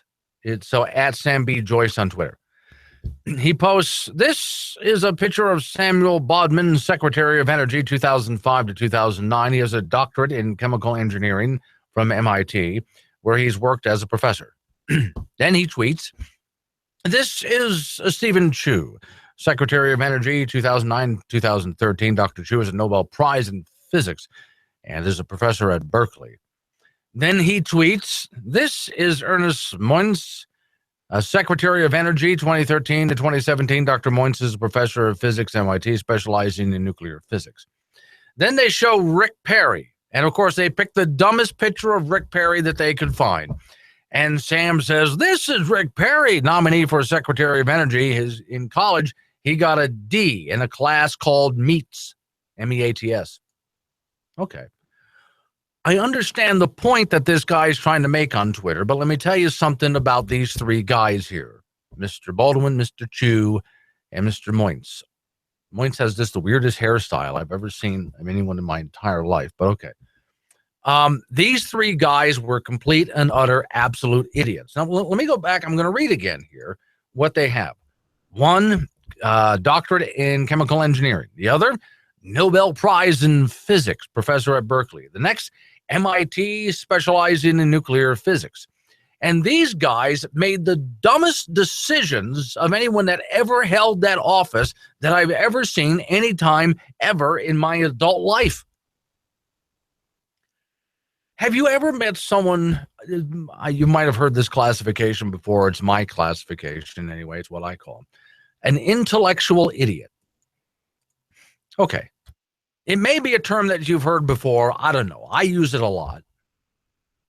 I can't tell you if I made it up or not. I just use it a lot. I don't know where I got it from. An intellectual idiot is somebody who has a master's degree in this and a doctorate degree in that. And who knows, they may have even won a Nobel Prize in something. But when you sit down and listen to the person talk to you in person, dear Lord, what a stupid idiot. They have a problem connecting the dots. I was on a car ride through the Carolina mountains with a woman who has multiple degrees from some major universities. I mean, it would really impress you, the degrees that she has from what Massachusetts university she's been to. And we're driving through the mountains. It's snowing. It's wintertime. Really cold out there. And she points up to the mountain and says, look at those cows up there. That's horrible. They should bring them inside. Now, I laughed. And she looked at me all offended and upset because I was making fun of her. And I looked at her and said, you're not kidding? So should we bring the deer in too? What about the turkey you saw this morning? What about those rabbits? What about the penguins in the South Pole? You know, they jump into icy water and play around. Icy water that would kill you in 2 minutes, but they're having a great time. Intellectual idiot. Oh, she was able to go get the degree, but she has problems connecting the dots. So my answer here is, just because you got somebody from a major university, and I'm not saying that I am not saying that all people with degrees are stupid. What I am saying is, just because you got a degree in something doesn't necessarily mean that you're smart. Yes, you were able to, your brain was able to absorb a lot of information, but do you know what to do with that information? So if you're someone who has multiple degrees, but then you turn and say, we need universal health care. What? Oh yeah, we need single payer health care so everybody gets it for free. Excuse me? That has never worked anywhere it's ever been tried. If you have multiple doctorate degrees and master's degrees, and you won a Nobel Prize, but then you turn and reveal to us that you're a socialist, you're an idiot. So yeah, Rick Perry is, according to Trump, wants him in a position that, no, he doesn't have any degree in. But the three guys before him, college professors, won a Nobel Prize winner, multiple master's degrees and doctorate degrees, and yet while they held that office, made the dumbest decisions, that doesn't necessarily mean that we should get people from these universities, the intellectual elite, to hold these positions. Oftentimes, the best person to hold a position is someone who has an education because they've been there, done that. Not because they sat in the walls, in the halls of academia and were able to pass some tests and maybe write a thesis paper that went over well. I mean, you can be book smart. You can learn it through a book. But you don't, whatever it is, you don't know it until you've done it, until you've been there. That's why some of the worst economic professors I've ever met in my entire life were professors who spent their entire lives inside the halls of academia. So they have theories about economics, but they've never run a business. Do not hire that man to consult with the president. He doesn't know what he's talking about. Let off a little steam. Yep, that's why we installed phone lines into the studio. Call Glenn now. Old Republic is on the air. Blood pressure tends to run higher during the day and lower during nighttime sleep. However, many with high blood pressure don't exhibit this nighttime dip, a condition called non-dipping. More in today's AARP health tip after this. At Walgreens, getting diabetes testing supplies with Medicare Part B is a walk in the park. Really, because getting what you need is quick and easy, giving you more time for other things. There's $0 out of pocket on all major brands like AccuCheck and Walgreens TrueMetrics, and no extra paperwork. So managing diabetes becomes a stroll down Easy Street, or a trip to the movies, or even a day at the beach. Talk to your pharmacist today. Walgreens, at the corner of happy and healthy. Zero out-of-pocket cost when billed to Medicare and full coverage supplemental insurance. Non-dipping is a major risk factor for stroke. Taking one or more of your prescribed blood pressure medications just before bedtime significantly decreases the risk. Of course, never change the timing of your medications without first consulting your doctor. For more, go to aarp.org. Have you ever heard of the American Automation Association? Oh, probably not. We're a company that produces high-quality automation systems, the kind that replace employees, thus saving corporations lots of money and increasing their personal profits. Now, no doubt you've seen some of our inventions every day. The self-serve automated checkout at the grocery store, thus saving money on checkout clerks. The self-serve gas pump, that was us too.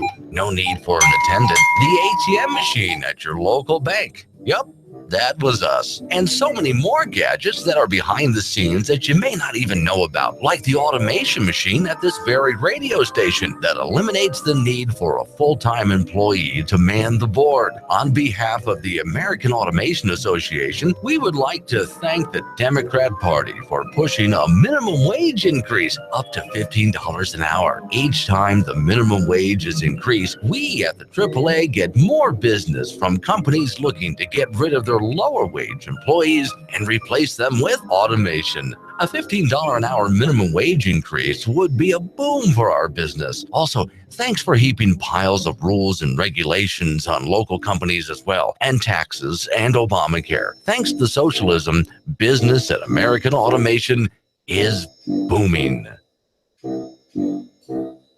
Every day, the government finds another way to take your hard-earned money. You feel maybe it isn't safe even in your IRA anymore? Worried that what happened in the island nation of Cyprus might happen here in America? Well, worry no more, because we've brought back an old idea, first developed back in the days of the Great Depression. It's the money mattress. Yes, the specially designed mattress with pockets inside so you can safely stuff your money and sleep on it. What good is interest from a bank if the government's just going to tax it away? Sure, the bank might protect you from this kind of a thief, but the bank can't protect you from the government thieves. Money in a mattress. Our specially designed mattress allows you to tuck away your money safely and comfortably, so you don't have to worry about sleeping on hard, lumpy pockets of cash. And for those people who want extra safety and security, it's the Mattress Vault. Store your money safely, sleep on it, and know that it's locked away. Yes, there's no better security guard than the guy who's sleeping on his own money. Keep what you've earned. Keep your money safe from greedy government thieves with the Money Mattress and the all-new Mattress Vault. On sale now. This is a generic liner. Back to Glenn Woods.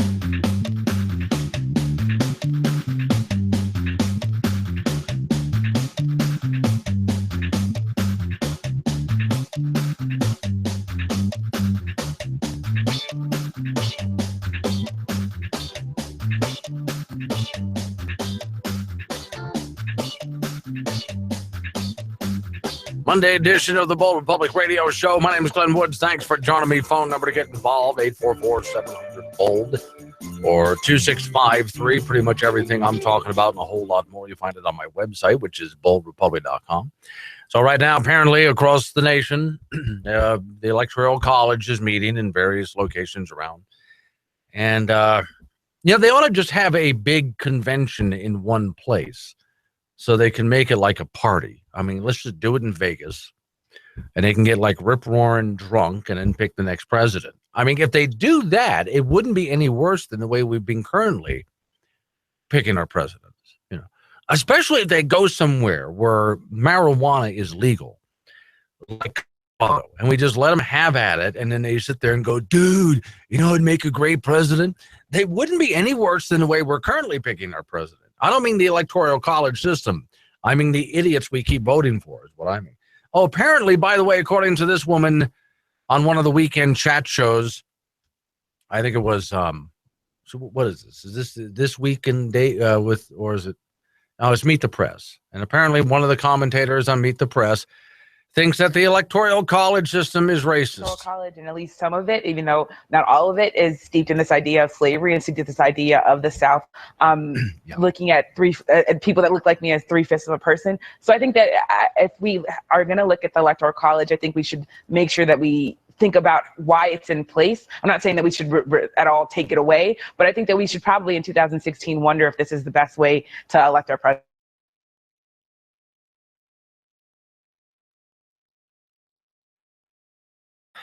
So apparently the whole idea of the electoral college system is racist and KKK and Jim Crow and stuff like that. But she wouldn't have said that if Hillary was elected. So we can just close the book on what she just said right there. She wouldn't have said that if Hillary was elected. Oh, no, this would have been breaking the glass ceiling and all of that garbage. Okay. Update on the story I've been following, told you about first hour of the program. Truck driver drives through a Christmas crowd at a market in Berlin. 9 killed. It's being investigated as terrorism. Let's see. Here's a lot of news comes by Twitter today, doesn't it? Update from CNN, a tweet from CNN. This is being investigated as a terrorist attack, though the conclusion has not yet been reached. Okay, that's all I can tell you so far. Find out more during the course of the program. I'll let you know. All right, now I hate polls. Well, here's a great example. This last presidential election, and the one before that, and the one before that. How did those polls work out? Okay.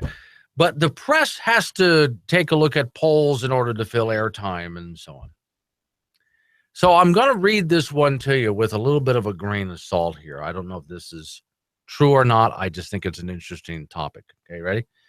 Those of you on Facebook, liberals are 3 times as likely to unfriend people over political posts. Hey, that happened to me. I told you guys about it. I had a friend who's been a friend of mine since the 2nd grade. Now, I didn't vote for Trump. I voted third party. But I was laughing at the little snowflakes and their meltdown. And I was one of those who said, why don't you guys just get a participation trophy after they lost? She unfriended me for life after we've known each other all that time. Okay, well, anyway. A poll by a public religious research institute found Democrats are far more likely to unfriend, unfollow, or block someone for posting social media political stuff than Republicans. The pattern was even more pronounced when comparing liberals to conservatives, not just Republican and Democrat. So according to the poll, again, grain of salt added here, nearly 1/4, 24% of Democrats said they've blocked, unfriended, or stopped following someone because of social media after the election, because of their political posts on social media. Fewer than 1 in 10 Republicans, 9% or independents, reported eliminating people from their social circles because of that. Political liberals are far more likely than conservatives to say they removed someone from social circles. Now, I wonder, this is where we got to stop and ask the question. So according to the survey, to be fair for the survey, is people, or do you think that liberals unfriend more people because they can't take their political points of view? I don't know the answer to that. I just think that's a very interesting question. Now, I'll tell you, the only people that I unfriend are trolls. If you're a troll, it's not your opinion whether I agree with you or disagree with you. But if your whole point is just to say nasty things, I'll give you a great example. I'm not even going to mention his name. There's a guy, and now I encourage you folks to email me and send me messages on Facebook and Twitter, and I try to answer every single one. And if I don't answer you, please just send it again, because I get so many, I may have just lost you out there. So I'll probably see it the second time, and I'll just go ahead and answer you because I like talking to people. So there's this one guy who disagreed with my views on climate change, since I'm a firm believer it's a natural thing that's been happening for billions of years. Nothing unusual is happening to our climate, not at all. Okay, well, with that in mind, this guy starts to email me, which again, you're certainly, even especially if you disagree, I'd love to talk to you. All this guy did was send me emails full of just vile insults. That's all he had. And I pointed out to him, well, wait a second now. You're just insulting me. I'm laying out facts. I have a whole list of scientific facts that I've laid out here, and you're not answering them. You're just throwing insults. His answer to that was, to toss more insults. So I just ignored them. Now, those are the people that I'll unfriend, ignore, not follow, and I do the same thing in person. If that's all you got is a mouthful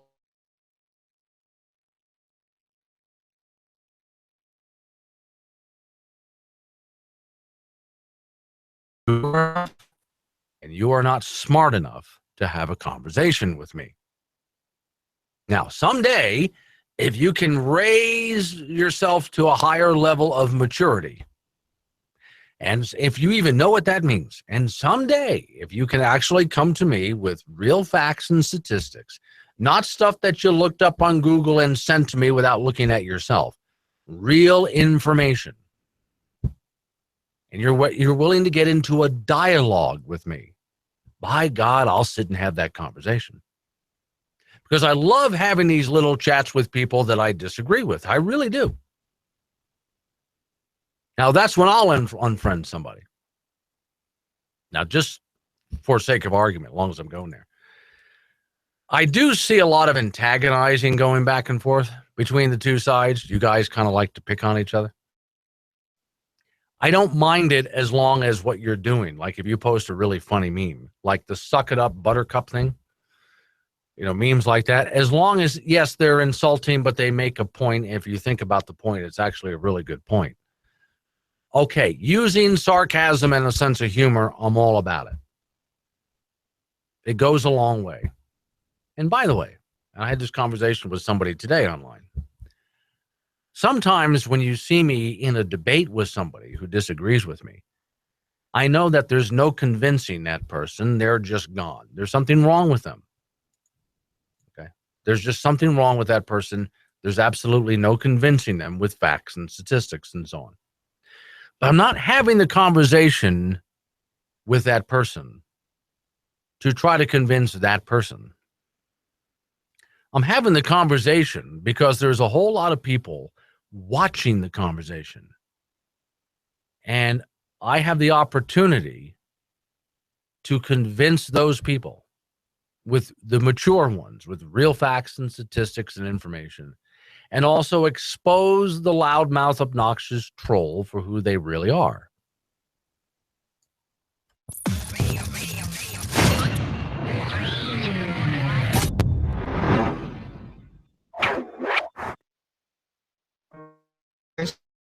I never bothered anybody, but I can't afford a nice house in a safe neighborhood. I live in a government high-rise. Gangbangers and drug dealers walk down our halls every day. My neighbors and I were scared. We called the police, but they can't keep us safe.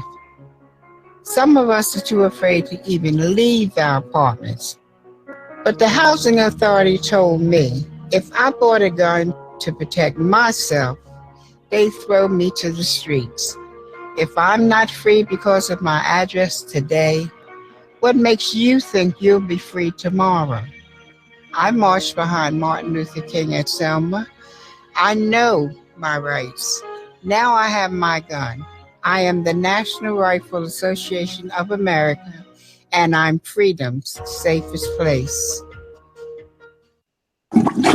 So what's the matter, Senator? Flushing all that taxpayer money down the toilet, clogging up the drain again? And how? And nothing works when the money don't flow. And I bet flushing all that Chinese money really clogs the pipes. Oh, with interest. Yeah, Chinese money's the worst. Well, Senator, to keep that money flowing, why not try this new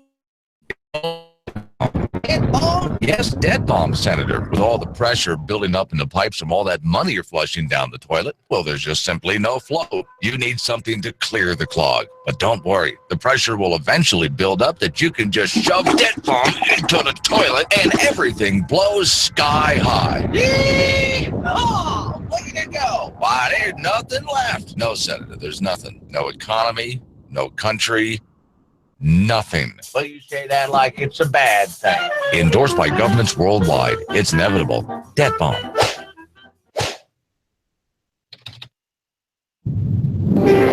OldRepublic.com.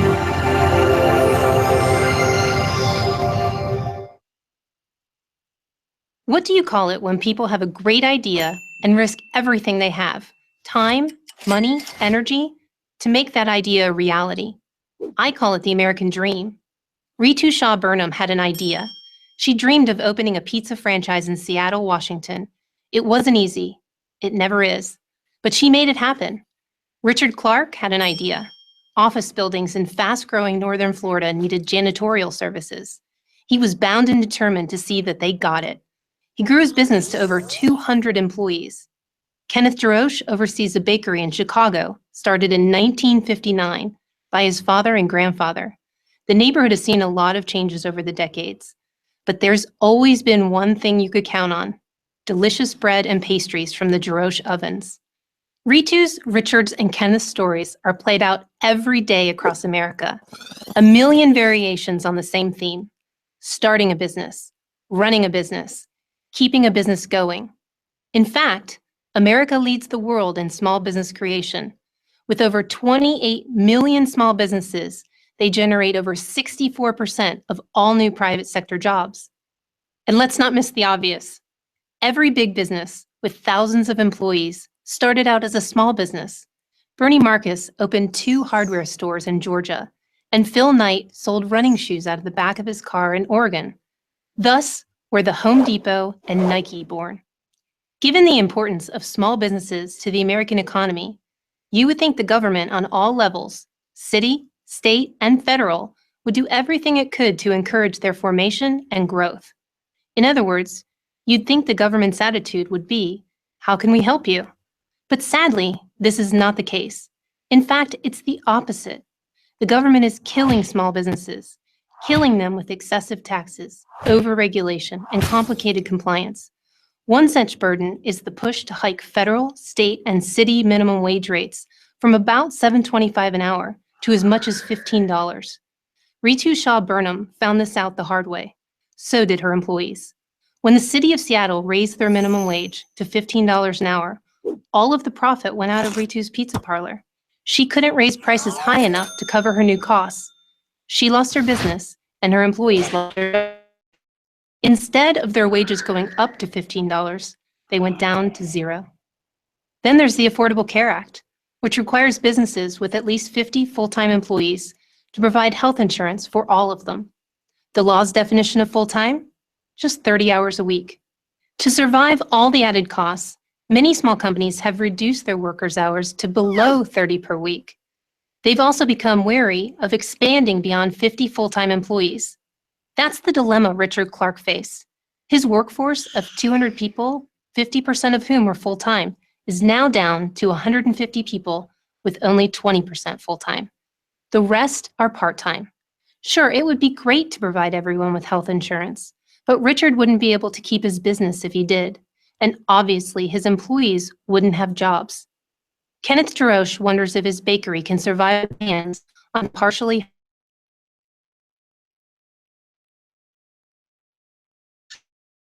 formulated recipes. That will cost him a lot of time and money, and he worries about the taste and texture of his baked goods.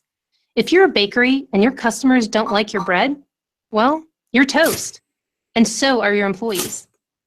There are over 175,000 pages of regulations like these from the federal government alone, countless more from cities and states. Small businesses have to deal with them every day. Some of these regulations are necessary, but many are not. Some sound good on the campaign trail, but create serious practical problems in real life. They sap the resources of going concerns and discourage people from starting new ones. They're freezing economic growth. They're like a giant iceberg, and the American dream is headed straight for it. I'm Elaine Parker of the Job Creators Network for Prager University. And finally, the NFL will insert tracking chips into some of the footballs used during the upcoming season to analyze field goal kicking and ball placement. The cyber balls used during New England Patriot games will also trigger a low-pressure light on Tom Brady's face mask. I'm Scott Ott, and that's news. Actually.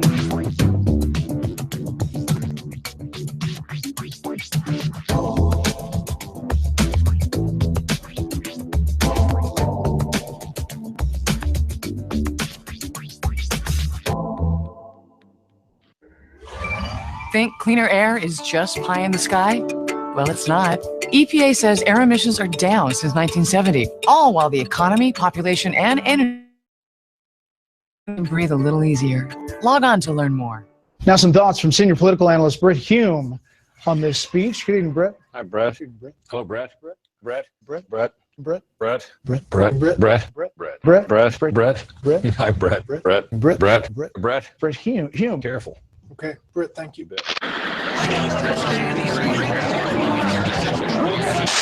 I'm American. That's right. I'm American. Got a picture of Reagan above my fire. Next to the deer I shot with my rifle. NRA, hell yeah, I support him. I hate my job and I hate my boss, but I love my country and I pray to God that the Cowboys win. Just clap your hands if you love our country, if you love our land. That's right. And if you're not clapping your hands, you're a terrorist and you eat sand. Irreverent, but honest and tastefully tacky somehow. Here comes another hour of insensitivity training with Glenn Woods. And I live in America. Come on. And I live in America. I'm American. Third and final hour, Bold Republic Radio Show. My name is Glenn Woods. Thanks for joining me. Phone number to get involved. 844-700-BOLD at 2653. It's open phones. Let's do this. As always, pretty much everything I talk about and a whole lot more, you find it on my website, which is boldrepublic.com. So I'm going to be going through a lot of little stories that have popped up over the past few minutes. So I'm going to start on the college campi around America. Campus reform, which, by the way, worth following if these kinds of things interest you. I am really impressed with campus reform. These are young men and women on the college campi across America that are actually fighting back for liberty. So apparently there's some students that are demanding a microaggression workshop for all faculty. Students want the workshop to occur every single semester so that college professors don't trigger them with microaggressions. Okay. Now, if I were your college professor, you were in my class, I would turn to you and say at the very beginning of this, I do not do this microaggression nonsense. I speak my mind very plainly. My opinions are my own, and I will let you know what they are. And if you don't like them, well, sit down and I expect you to express your opinions. This is college. This is what we do. Do not be afraid to speak your opinion. Now, if that's going to microaggress you and you got to put your little safety pin on and run to your little safe space, you are not for this classroom because this is a politically incorrect zone. I would then put a sign up on the door to say this is a microaggression-free zone. Expect politically incorrect behavior. That would be on the front door before anyone walked in. All right, well, here's what they're demanding. Student activists, San Mateo Community College District, demanding that their administrators require all faculty members to complete a semesterly microaggression workshop. Professors and people and students serving in positions must go through a cultural fluency and microaggression workshop each semester as part of their list of demands authored by student organizers known as Rise Up. Additionally, the protest group is calling on its school to require every student at all three campi to undergo cultural sensitivity and ally awareness, whatever that is, workshop before registering for any class. So before you can even register for a class, you've got to go to one of the micro sensitivity courses. I just got a question before I take this next call here. Are you a parent who borrowed a big heaping pile of money to send your kids to go learn this? Yeah? You regretting that now? This is Glenn who's on the phone. Hello? Hello. This is Glenn. You're on the air. Yeah, it's Lyndon. Okay. Hey, the Army tried to do a stress card during Clinton. Yeah. So what you do is you take a whole stack of them and shoot them and say, here, Are you stressed? This is the last person. Yeah, that would be it. Are they still doing that, by the way? I doubt it. I hope not. Yeah. I remember when, here's how they taught you how to handle stress in the Army. Face down in the mud, crawling under barbed wire where your butt was probably low, as they fired live ammunition over your head while a drill sergeant screamed profanities at you. That was how they taught you to deal with stress. Yep. Yeah. But like I said, you take a bunch of stress cards and you shoot them. Yeah. Just put a hole right in it. Thanks, Lyndon. I appreciate it. Yeah. How's the weather out there, by the way? No, I think he's gone already. I had to ask. You've acclimatized to Wyoming. When you look at the temperature, today's high is 13 degrees. Oh, well, that's really nice. Oh, well. Feel much better now. Okay. So glad it's balmy and warm out there. You've acclimatized. No, think about this for a minute. What I was just saying is absolutely true. When young people go to the military to go through basic training, it's admittedly, there's a lot of people who have never had to deal with the real stress of war. And those of you who've been through war, I'm not going to sit here and try to explain how stressful that is. I have never been there. And I know that you could do a better job than I could, but you really can't explain something like that, can you? You have to be there. But to teach young people how to handle stress, again, on your belly, face in the mud, as flat as you can, because by God, that barbed wire is going to catch you in the butt. It's real barbed wire, too. And you're going to crawl through the mud underneath the barbed wire while someone fires a 50 cal over your head and your drill sergeant screams obscenities at your little snowflake self. That's how they taught people to handle stress. We're going to make you used to that. So when you get out into a real live fire war, you're used to that. If there's such a thing as being used to that. All right, let's go back to this college campi thing. Calling on a school to require every student to have a cultural sensitivity course, too, before they sign up for the course. The demands also make the case for a serious curricular overhaul with explicit requests for faculty to plan out alternative curriculums to avoid whitewashing or failure to acknowledge and understand marginalized communities of oppressed people. Quote, even if the class is centered around European and Anglo-American history, the implications of European and Anglo-American imperialism and influence throughout the globe should be referred to as the root cause of instability and oppression throughout the regions and people. Really? So it's only white people who are bad. Once again, we're back to that. This is racist. Only white people are guilty of this. Nobody else is.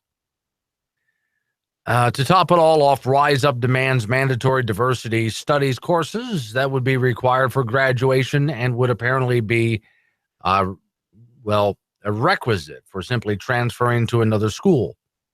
At least 6 credits of diversity courses must be complete in order to be able to receive a degree or certify to transfer to one of the other universities under the same, not some other school anywhere, but under the same ownership. The list of demands then turns its attention to apparent public safety on campus, arguing that officers need to facilitate themselves in a more community-oriented manner than a police-oriented one. Really. No further arming people for public safety, in other words. Oh, so you want your police officers to be unarmed. I see. Now, here, let me give you the good news. Now, there's good news on this. I have to edit his language. But there's a young man who just left one of these universities. Oh, and by the way, these universities are, their attendance is way down because parents don't want to put up with this. So this student writes, now, and by the way, this has gone viral, so I'm glad. Now that I finished my first semester, I think it's safe to say blank college, said this young man. Now, before you all go crazy, I have a few points to make. Yes, I've dropped out after finishing my first semester with a 4-point grade point average. It's one of the best choices I've ever made, 4.0. Not because I am adverse to learning, but actually the exact opposite. You are scamming me, he said. You may not see it today or tomorrow, but someday, heck, you may already be seeing it through college. You're putting thousands of people into debt. You're wasting 4 years of my life with this nonsense. This is Glenn, who's on the phone. Hey, it's Jude up in Casper. Did you get that video I sent to you Which one? with the windmills? Oh, no, I didn't get the video. I got the still picture, but I didn't get the video. Okay, well, then we'll have to save that conversation until I get it to you. I've got it on my YouTube site. Okay. And maybe you've got one too, right? The bolts, so I'll just post it there.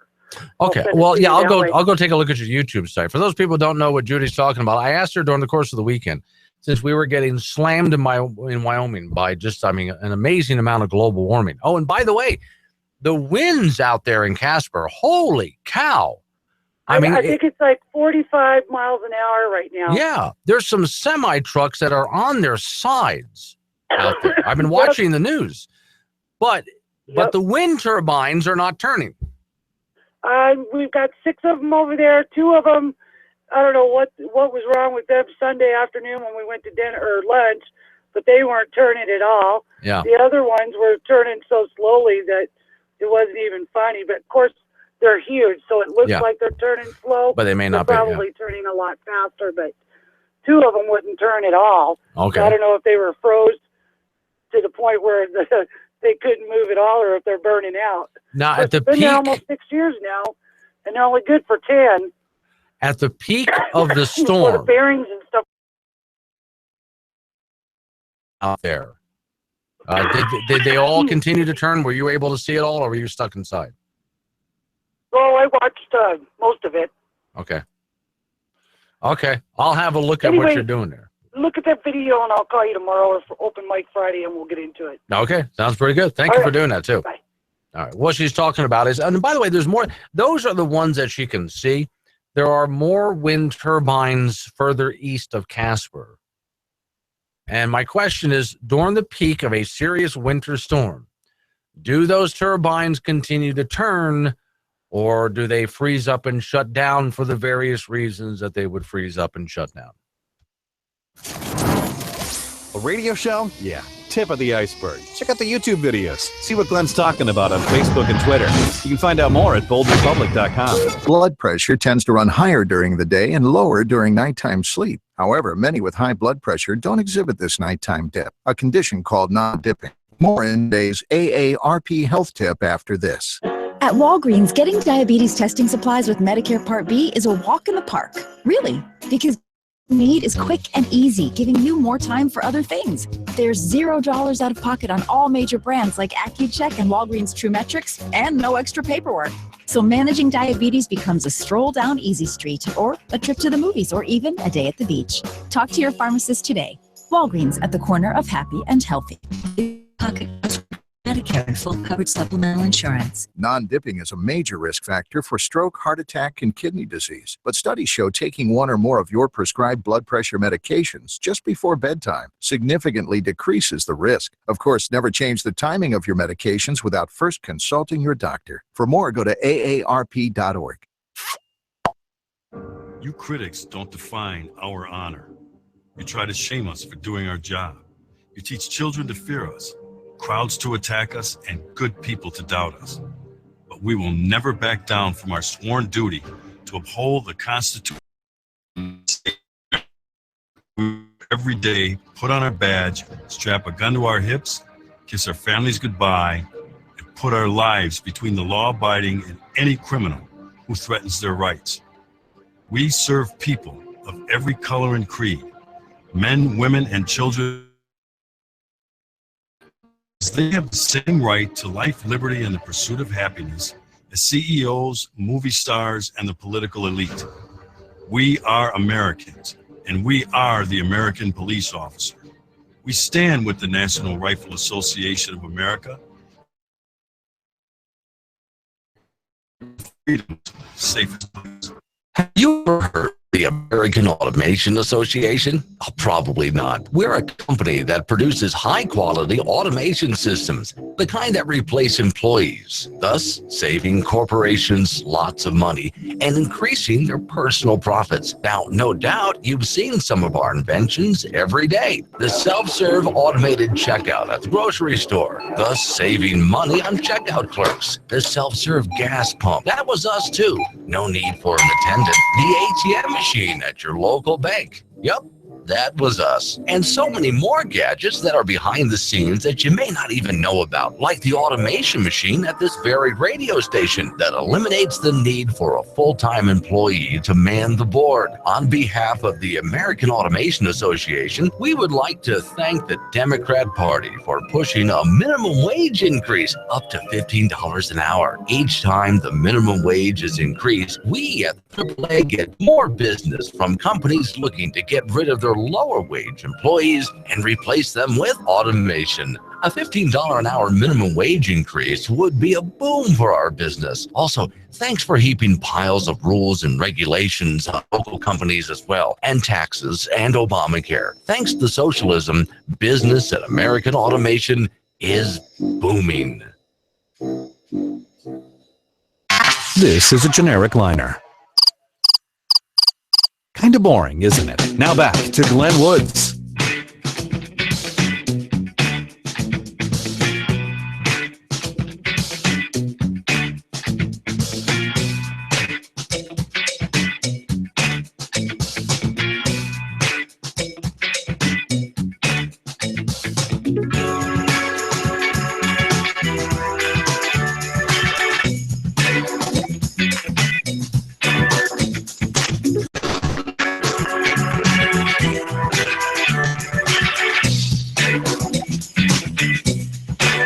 It's the Bold Republic Radio Show. You can do what Judy just did. She called, changed the subject. That's fine. There's always some open phones every day of the program. 844-700-BOLD is the phone number. That's 844-700-BOLD or 844-700-2653. Pretty much everything I talk about, a whole lot more. Website is boldrepublic.com. Let's go to New York. New York Governor Cuomo booked 200 hotel rooms for Hillary Clinton's inauguration. Whoops. A lot of assumption going on. Oh, you know what it was? He was looking at the polls. What did I tell you? Don't polls. And one of my favorite lines from a movie I was watching, well, it's in the book too, but Ayn Rand's The Fountainhead. And there's a line in that movie, I've been taking a poll. A poll? Why? So you can figure out what you're supposed to think? Yeah, polls are wrong for a lot of reasons. Plus, you don't need a poll to tell you what you're supposed to think. Make up your own mind. All right? So anyway, I'm guessing he was looking at the polls. Here's the story. New York Governor Cuomo booked 200 rooms at the Washington, D.C. downtown area for Hillary's inauguration. Too bad she didn't win. Well, maybe Trump will offer him 5 cents on the dollar for all those open rooms. Well, Governor Cuomo was so eager to celebrate Hillary Clinton's presidential inauguration, he booked the 200 rooms. A little overconfident, snickered one Republican. When Donald Trump won the election, Cuomo was stuck, so he had a staffer call Ed Cox, chairman of the New York Republican Party, and offered him one giant block of rooms. And it's within walking distance of the inauguration, too, so, okay. Next one. I talked about the EPA earlier in the program. All right, here's another EPA story.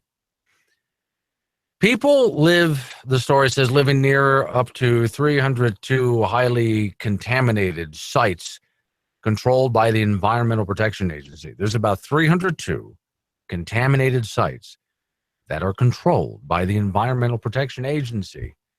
And they face health hazards from pollution for years, sometimes decades. Well, now, why is the EPA harassing someone like Andy Johnson in Wyoming who built a stock pond that actually makes the water cleaner? Then there was that other guy who there was a man-made ditch in his backyard that was filled with human junk. I mean, people were throwing things in there. And so this guy goes and cleans it out. And the EPA shows up and tries to fine him for that. Read a book called Government Bullies. Okay, Rand Paul wrote it. Government Bullies. It's filled with stories from the EPA. How they show up and harass people. And yet about 302 highly contaminated sites controlled by the EPA. People have been living by these sites for decades. Those sites are part of the EPA Superfund program, which is intended to clean the most. The agency has either been unable or unwilling to disseminate any money or fix it themselves. Analysis of more than 1,300 active. What about all these other sites? The sites are part of the EPA Superfund program, which was intended to clean those areas of health hazards, still remain. About 117, nearly 1/4 of the 480 Superfund sites since 1987 have just been sitting there. The locations have waited more than 30 years for decontamination or adequate analysis to determine the risks or something like that. Quote, you're not going to find a Superfund site where there weren't feet dragging in the process. Well, of course, this is government trying to get something done. What do you... They were going to do it efficiently? Well, the EPA and its sister polluter, Occidental Chemical, were slow cleaning up anything. Quote, we've started to get the cusp of things where decisions were being made. We're still looking at decades or more of work. I bet you when they say, we're talking decades of work, that it really wouldn't take decades if they knew how to get stuff done on time, on budget. But this is government. Government can't move that way. The EPA uses several metrics to denote the risk, it says, for a Superfund site. A site presents a health risk, human exposure, et cetera, et cetera. Agency officials indicated 191 Superfund sites have yet unknown dangers. So there's sites out there that they know are dangerous, but they can't tell you what. Here's a quote. I don't quite understand why they're not saying it's under control. The EPA could be a little more positive, a little more forthcoming with their information. Maybe they don't want the whole explanation out there. Another 111 sites have known dangers. 3/4 of those have been part of the Superfund program for at least 10 years. Okay. So, once again, I don't just blame the EPA for this. It's in general how government gets things done. You have to have how many committee meetings? You have to fill out how many stacks of useless paperwork? And just when you make it through all of that, suddenly, whoops, we have to have more committee meetings and more paperwork, and we have to do more studies in order for this to get done. And they never do what was necessary in the first place. Just go into the site and with some machines and just start cleaning up the damn site. Your government can't figure out how to get that done. This is a generic liner. Kind of boring, isn't it? Hey, Frank, you're actually gonna fall for that hook, are you? I'm just so hungry, and the lure looks so good. Yeah, well, just look up through the ice hole at that guy. Yeah, he's got all the latest gear, doesn't he? He's so warm and comfortable, and the top of sportsman clothing, and fishing pole, and the best lures, nice comfortable chairs, coolers, warmers, I'm gonna bite the hook. Are you seriously gonna fall for that? No, it's just that it has to be warmer up there above the ice and down here in the water. Yeah, and that frying pan he's got on the fire's a lot more. Rocky Mountain Discount Sports has everything that the ice fisherman needs for the winter. Lines and lures, rods and reels. Special outfits to keep you warm, tents to keep the wind away, and the right kind of lures for winter fishing. Rocky Mountain Discount Sports, 4706 South Douglas Highway in Gillette, Wyoming. Open Monday through Saturday, 8 till 9, Sunday 9 to 6. Bold Republic.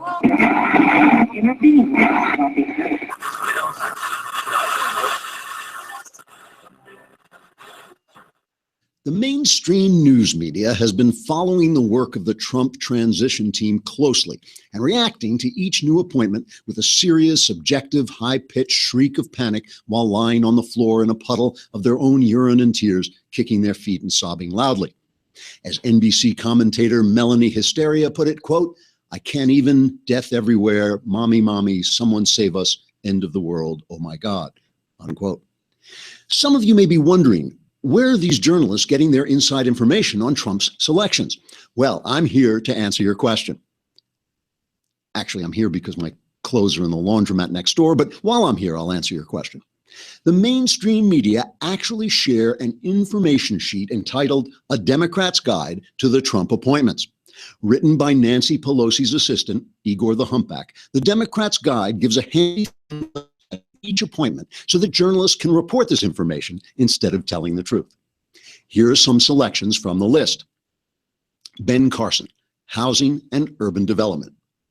Carson masquerades as a black man, but worked his way out of poverty to become a brain surgeon, so does not have the true sense of victimhood needed to qualify as a Democrat-certified member of the Negro race. What's more, Carson belongs to a bizarre cannibalistic religious cult in which worshipers eat the blood and flesh of a God who was crucified but came back to life. We expect this surgeon to cut away the subsidized housing that keeps our wonderful Democrat Negroes dependent on us for handouts. For the sake of mankind, he must be stopped. Stephen Bannon, Chief Strategist. Bannon is a hideous winged creature who resembles a cross between a gigantic bat and a punch in the mouth. He dwells in unholy darkness beneath the pavements of Los Angeles, emerging by night to drink the blood of Jews. Now, of course, some Democrats might think this could be useful in reducing American support for the apartheid state of Israel. Unfortunately, Bannon's anti-Semitism isn't good left-wing anti-Semitism that merely seeks to destroy the Jewish homeland. Bannon practices evil right-wing anti-Semitism that manifests itself by giving support to Israel and hiring and befriending Jews. Tom Price, Health Secretary. Price lives alone in a Gothic mansion where he wanders muttering through his extensive collection of the heads of gay people suspended in formaldehyde. He expresses his twisted evil by being anti-choice, especially if the choice you make is to kill a baby. Price has vowed to repeal Obamacare and hunt down every lawmaker who voted for it so that they'll one day wake up to find him standing over their bed, illuminated by a flash of lightning and holding an axe. The Democrat Informational Guide goes on, but I think this selection explains the mainstream media's transition reporting. In the words of CNN anchorman Wolf Mendacity, quote, "If this is, I don't know, somebody kill me, I think my head's on fire, everywhere is hell, kill me now, please. This is CNN, the most trusted name in news." Trigger warning, I'm Andrew Klavan, and this is The Andrew Klavan Show.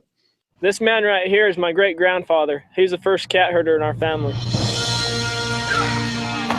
Herding cats. Don't let anybody tell you it's easy. Anybody can herd cattle. Holding together 10,000 half-wild short hairs, well, that's another thing altogether. Being a cat herder is probably about the toughest thing I think I've ever done. I got this one this morning, right here. And if you look at his face, it's just ripped to shreds, you know? You see the movies, you hear the stories. I'm living a dream. Not everyone can do what we do. I wouldn't do nothing else. It ain't an easy job, but when you bring a herd into town and you ain't lost a one of them, ain't a feeling like it in the world.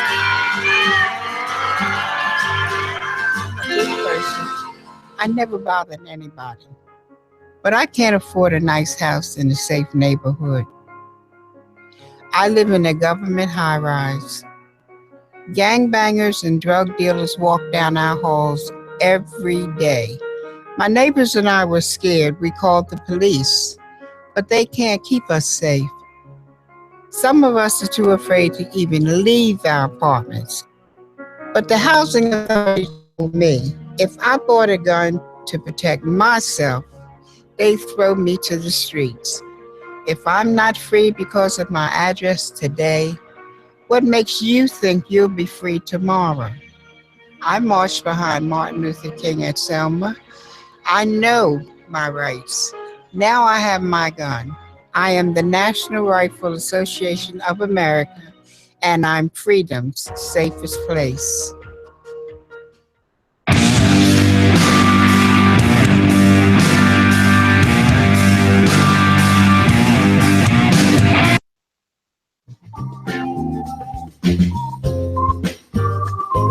It's the Bold Republic Radio Show. My name is Glenn Woods. Thanks for joining me last half hour, ish of the program. All about 25 minutes to go. Open phones all the way. 844-700-BOLD is the phone number, or 2653.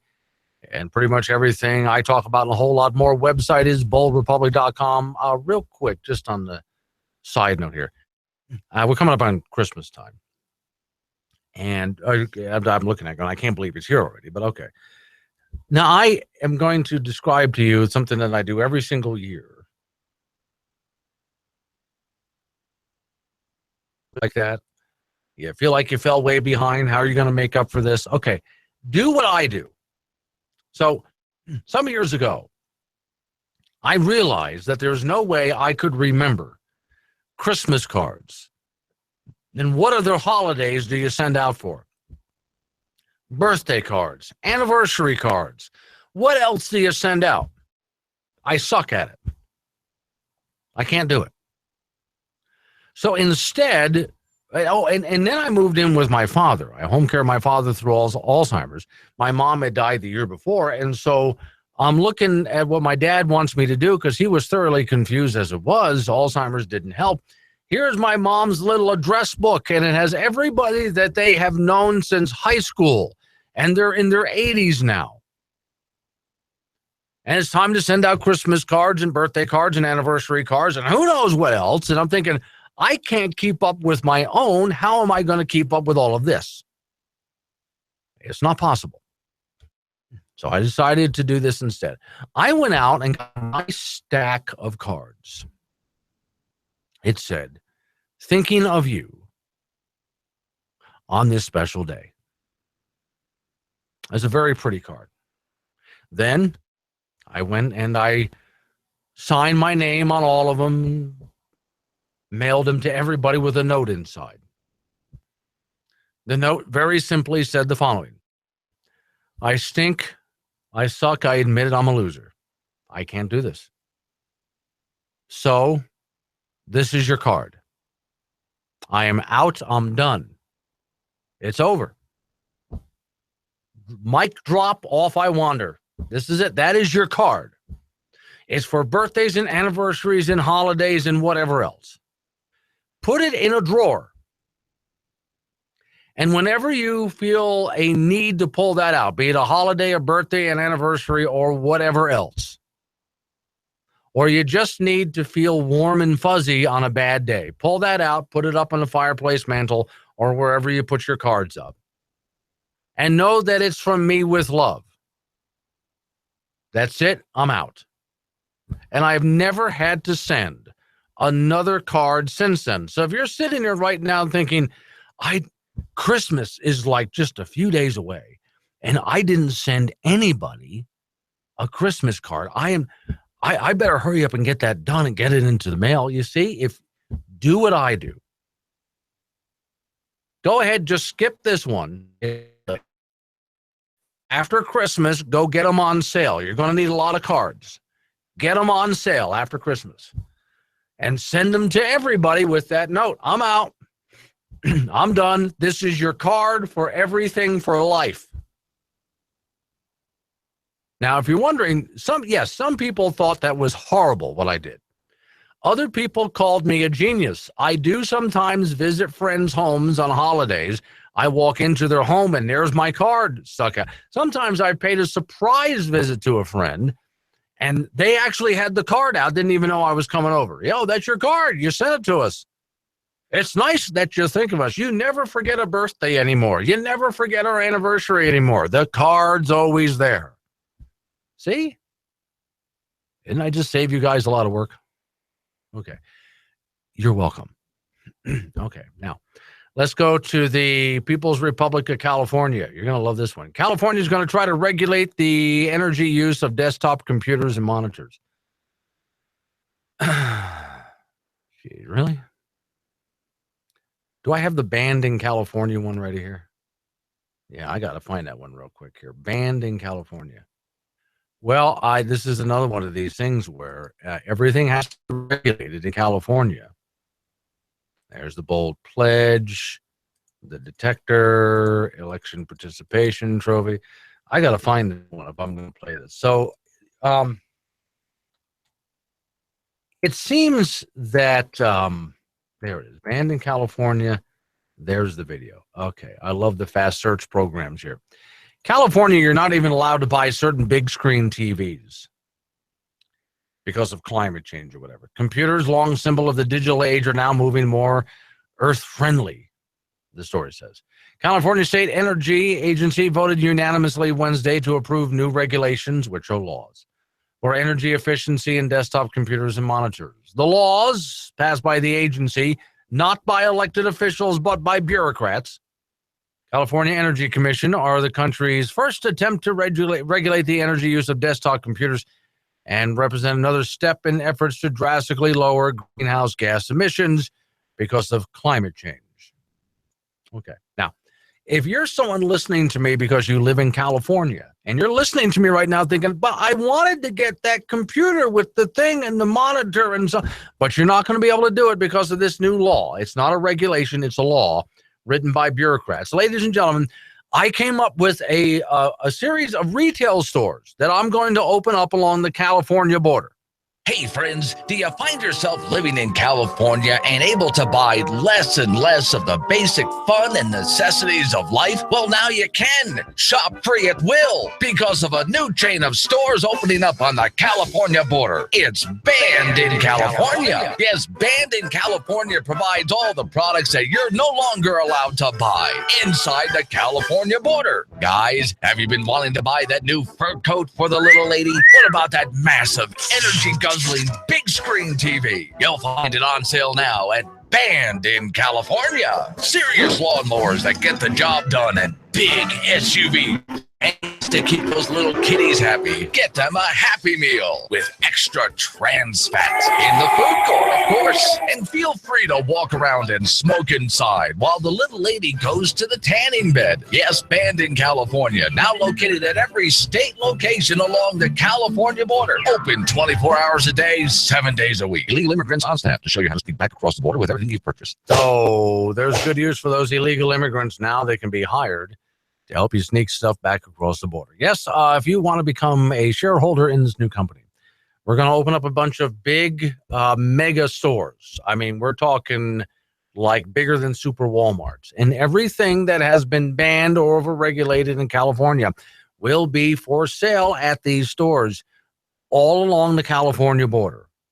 You got to just go across the border, buy whatever it is you're no longer allowed to buy in California, and then head on back across the border with we will have, again, illegal immigrants standing by to help sneak that stuff across the border for you. If you're worried that you're going to head back across the California border with some massive big screen TV or some kind of monitor or computer that uses more energy than they wanted, we will help you get that sucker back across the border.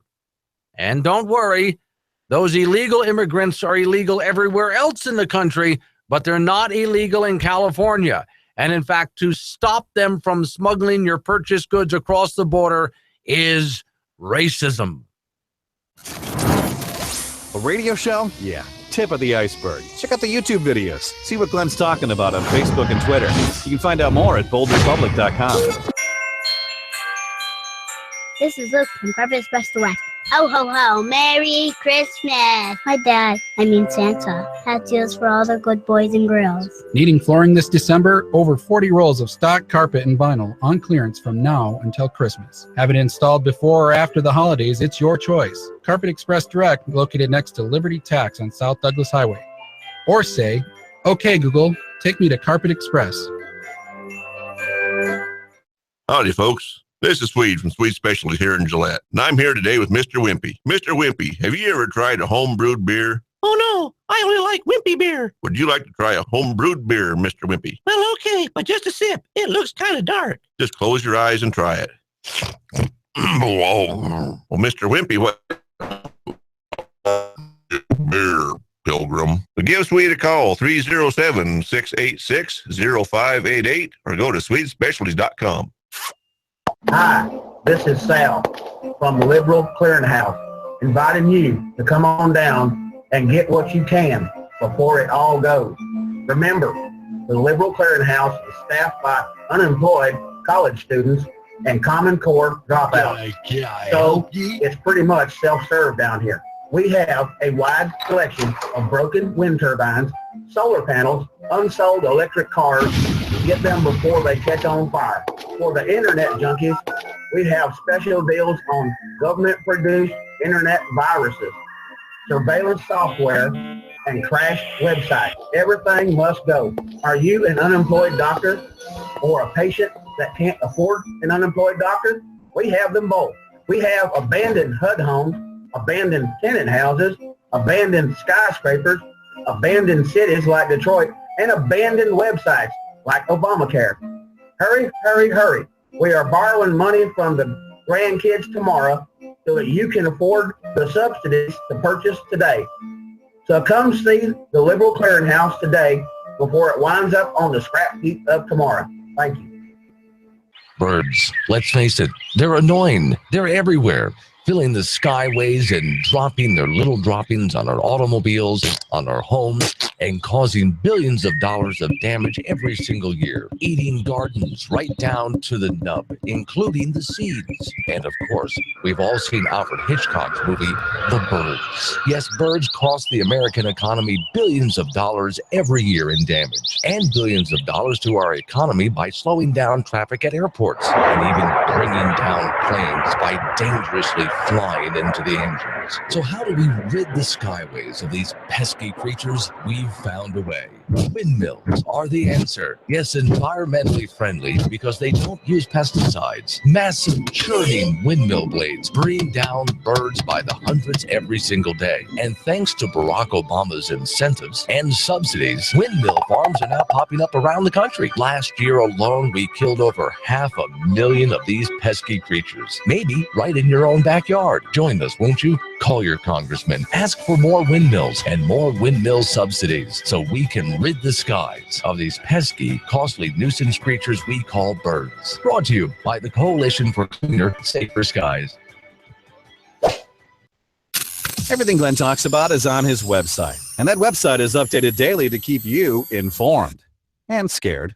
BoldRepublic.com. Back to Glenn Woods.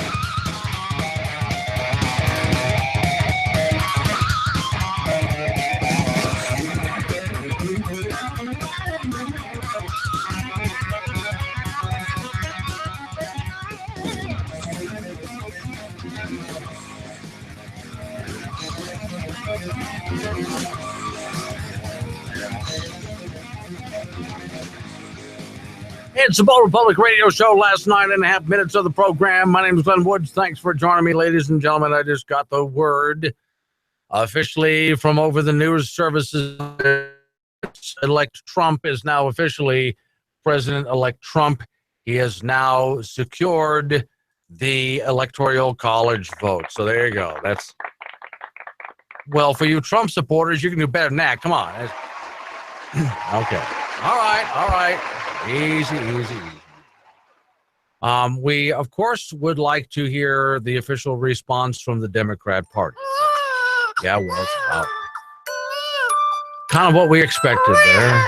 Okay, guys. Okay. There'll be a special little bottle of warm milk for you when you go to bed tonight. If you want to go to bed early, we understand. For the rest of you out there who can't handle the fact that that he is now officially President Trump, he has won the Electoral College vote. Ladies and gentlemen, here is your participation trophy. If we have to fight back, there will be casualties on both sides. There will be, because people have to die to make a change in this world. Are you sad because you lost the election? I've very obviously had too much faith in America, in us. Was all of this a little bit beyond your understanding? They're blocking the streets, they're burning flags, they're standing on buses. America was not the place you thought it was. Oh, don't worry, little snowflake. You showed up, you voted, you participated. It doesn't matter if you lost, because now you have a participation trophy. Yes, little snowflake, you were told all your life that all you had to do was show up and participate, and you would get a trophy. even though you had accomplished absolutely nothing. I literally am gonna die. I need an ambulance. I can't believe. Well, that's how you were telling everybody the real world was supposed to work, so you didn't hurt anyone's feelings. So don't worry that the Democrats. Here's your participation trophy. There now. Take this and go curl up in a ball in your safe space. Don't you feel better? Yeah, I know I do.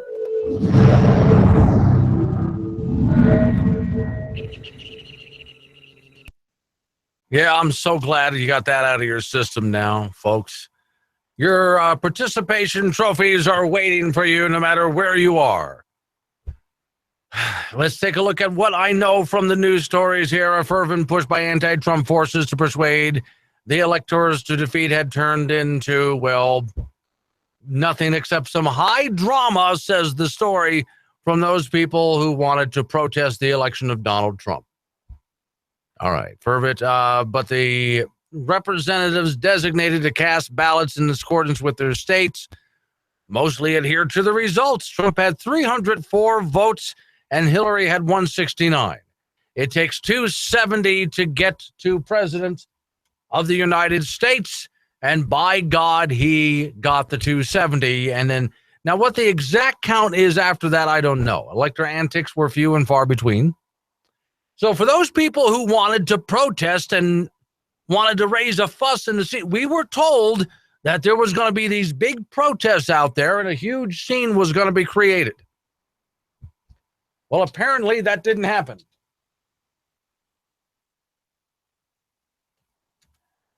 Oh, pardon me, I'm fixing something here. Okay, sorry about the problem there, but I had to reboot something that just...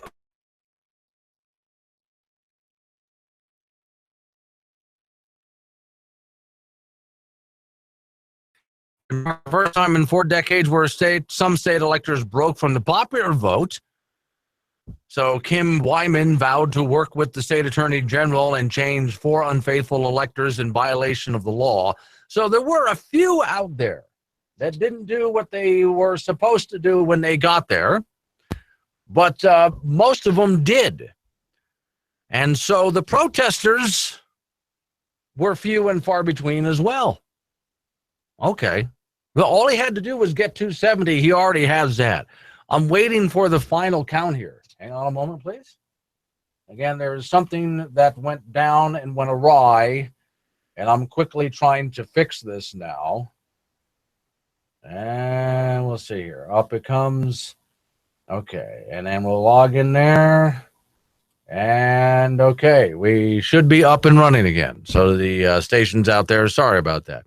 So, okay, few and far between were the electors that actually didn't vote the way they were supposed to be. Few and far between were the protesters who were protesting against Donald Trump. There just simply weren't many out there. GOP electors still faced immense pressure. It talks about the threats and so on. There was that one elector who did not vote for Hillary Clinton like he was supposed to do. Instead, he voted for Bernie Sanders. Because again, in some states, you're allowed to vote for whomever you wanted to vote for. So he decided to go ahead and vote for Bernie Sanders. Okay, Electoral College has 538 members, and it goes into all the details of the vote. 270 had to go for Trump. He officially got it. Okay, so for those out there, again, that needed your election participation trophy, we'll be happy to pass them out to you. Oh, and by the way, for those of you out there who were upset that Hillary Clinton lost, she now lost twice. So, here's a headline. Liberal-leaning newspapers create a browser plugin that allows you to fact-check Trump tweets. Okay. Hey, I've got a question for those people. Where were you guys creating a plugin that fact-checked Obama's tweets? No, I'm just really curious about that. I think, this is New York Times here, it is perfectly fine if the New York Times wants to create a link or an app of some kind that helps you to fact-check Donald Trump's tweets. by all means, I think that's a neat idea. But it's the New York Times, so I don't. Who's fact checking them? What I want to know, though, is if the next president of the United States is a Democrat, are you going to get up there? Or are you just going to fact check people like Donald Trump? I would have loved for some fact checking app to have been around for Barack Obama. Just saying. If you want to be fair about this, if it's a politician, it needs to be fact-checked. Notice I didn't say he or she. If it is a politician, it needs to be fact-checked. I don't consider a lot of these people to be human anymore. Depends on which one you're talking about. Final story, Hollywood is now blaming Donald Trump for the destruction of Syria, not Obama. Mark Ruffalo, the Incredible Hulk he's most recently known for. Just recently, Aleppo, Bashar Assad prepares to make nice with Donald Trump. Laura Beniti, I think is how you pronounce her name. This is what he's tweeting about while he watches genocide unfold between our eyes. Don't let him distract you. Michael Ian Black, have no idea who that person is. Tweets, meanwhile, Trump's buddies are slaughtering civilians in Aleppo. As I type, the man we elected supports this, but coal miners, you guys, I have no idea. Wow. This is what these people, Dave Zucker, based on Piggy Boy's tweets, a bad review of Trump's grill is a greater evil than his boyfriend Putin slaughtering children in Aleppo. Okay. So now you're trying. Okay, look, again, I voted third party. I didn't vote for Trump, so you know. But while I'm saying that, I'm just kind of curious. How is it that you're trying to attach Trump to Aleppo when he's not even in office yet? He just won the Electoral College.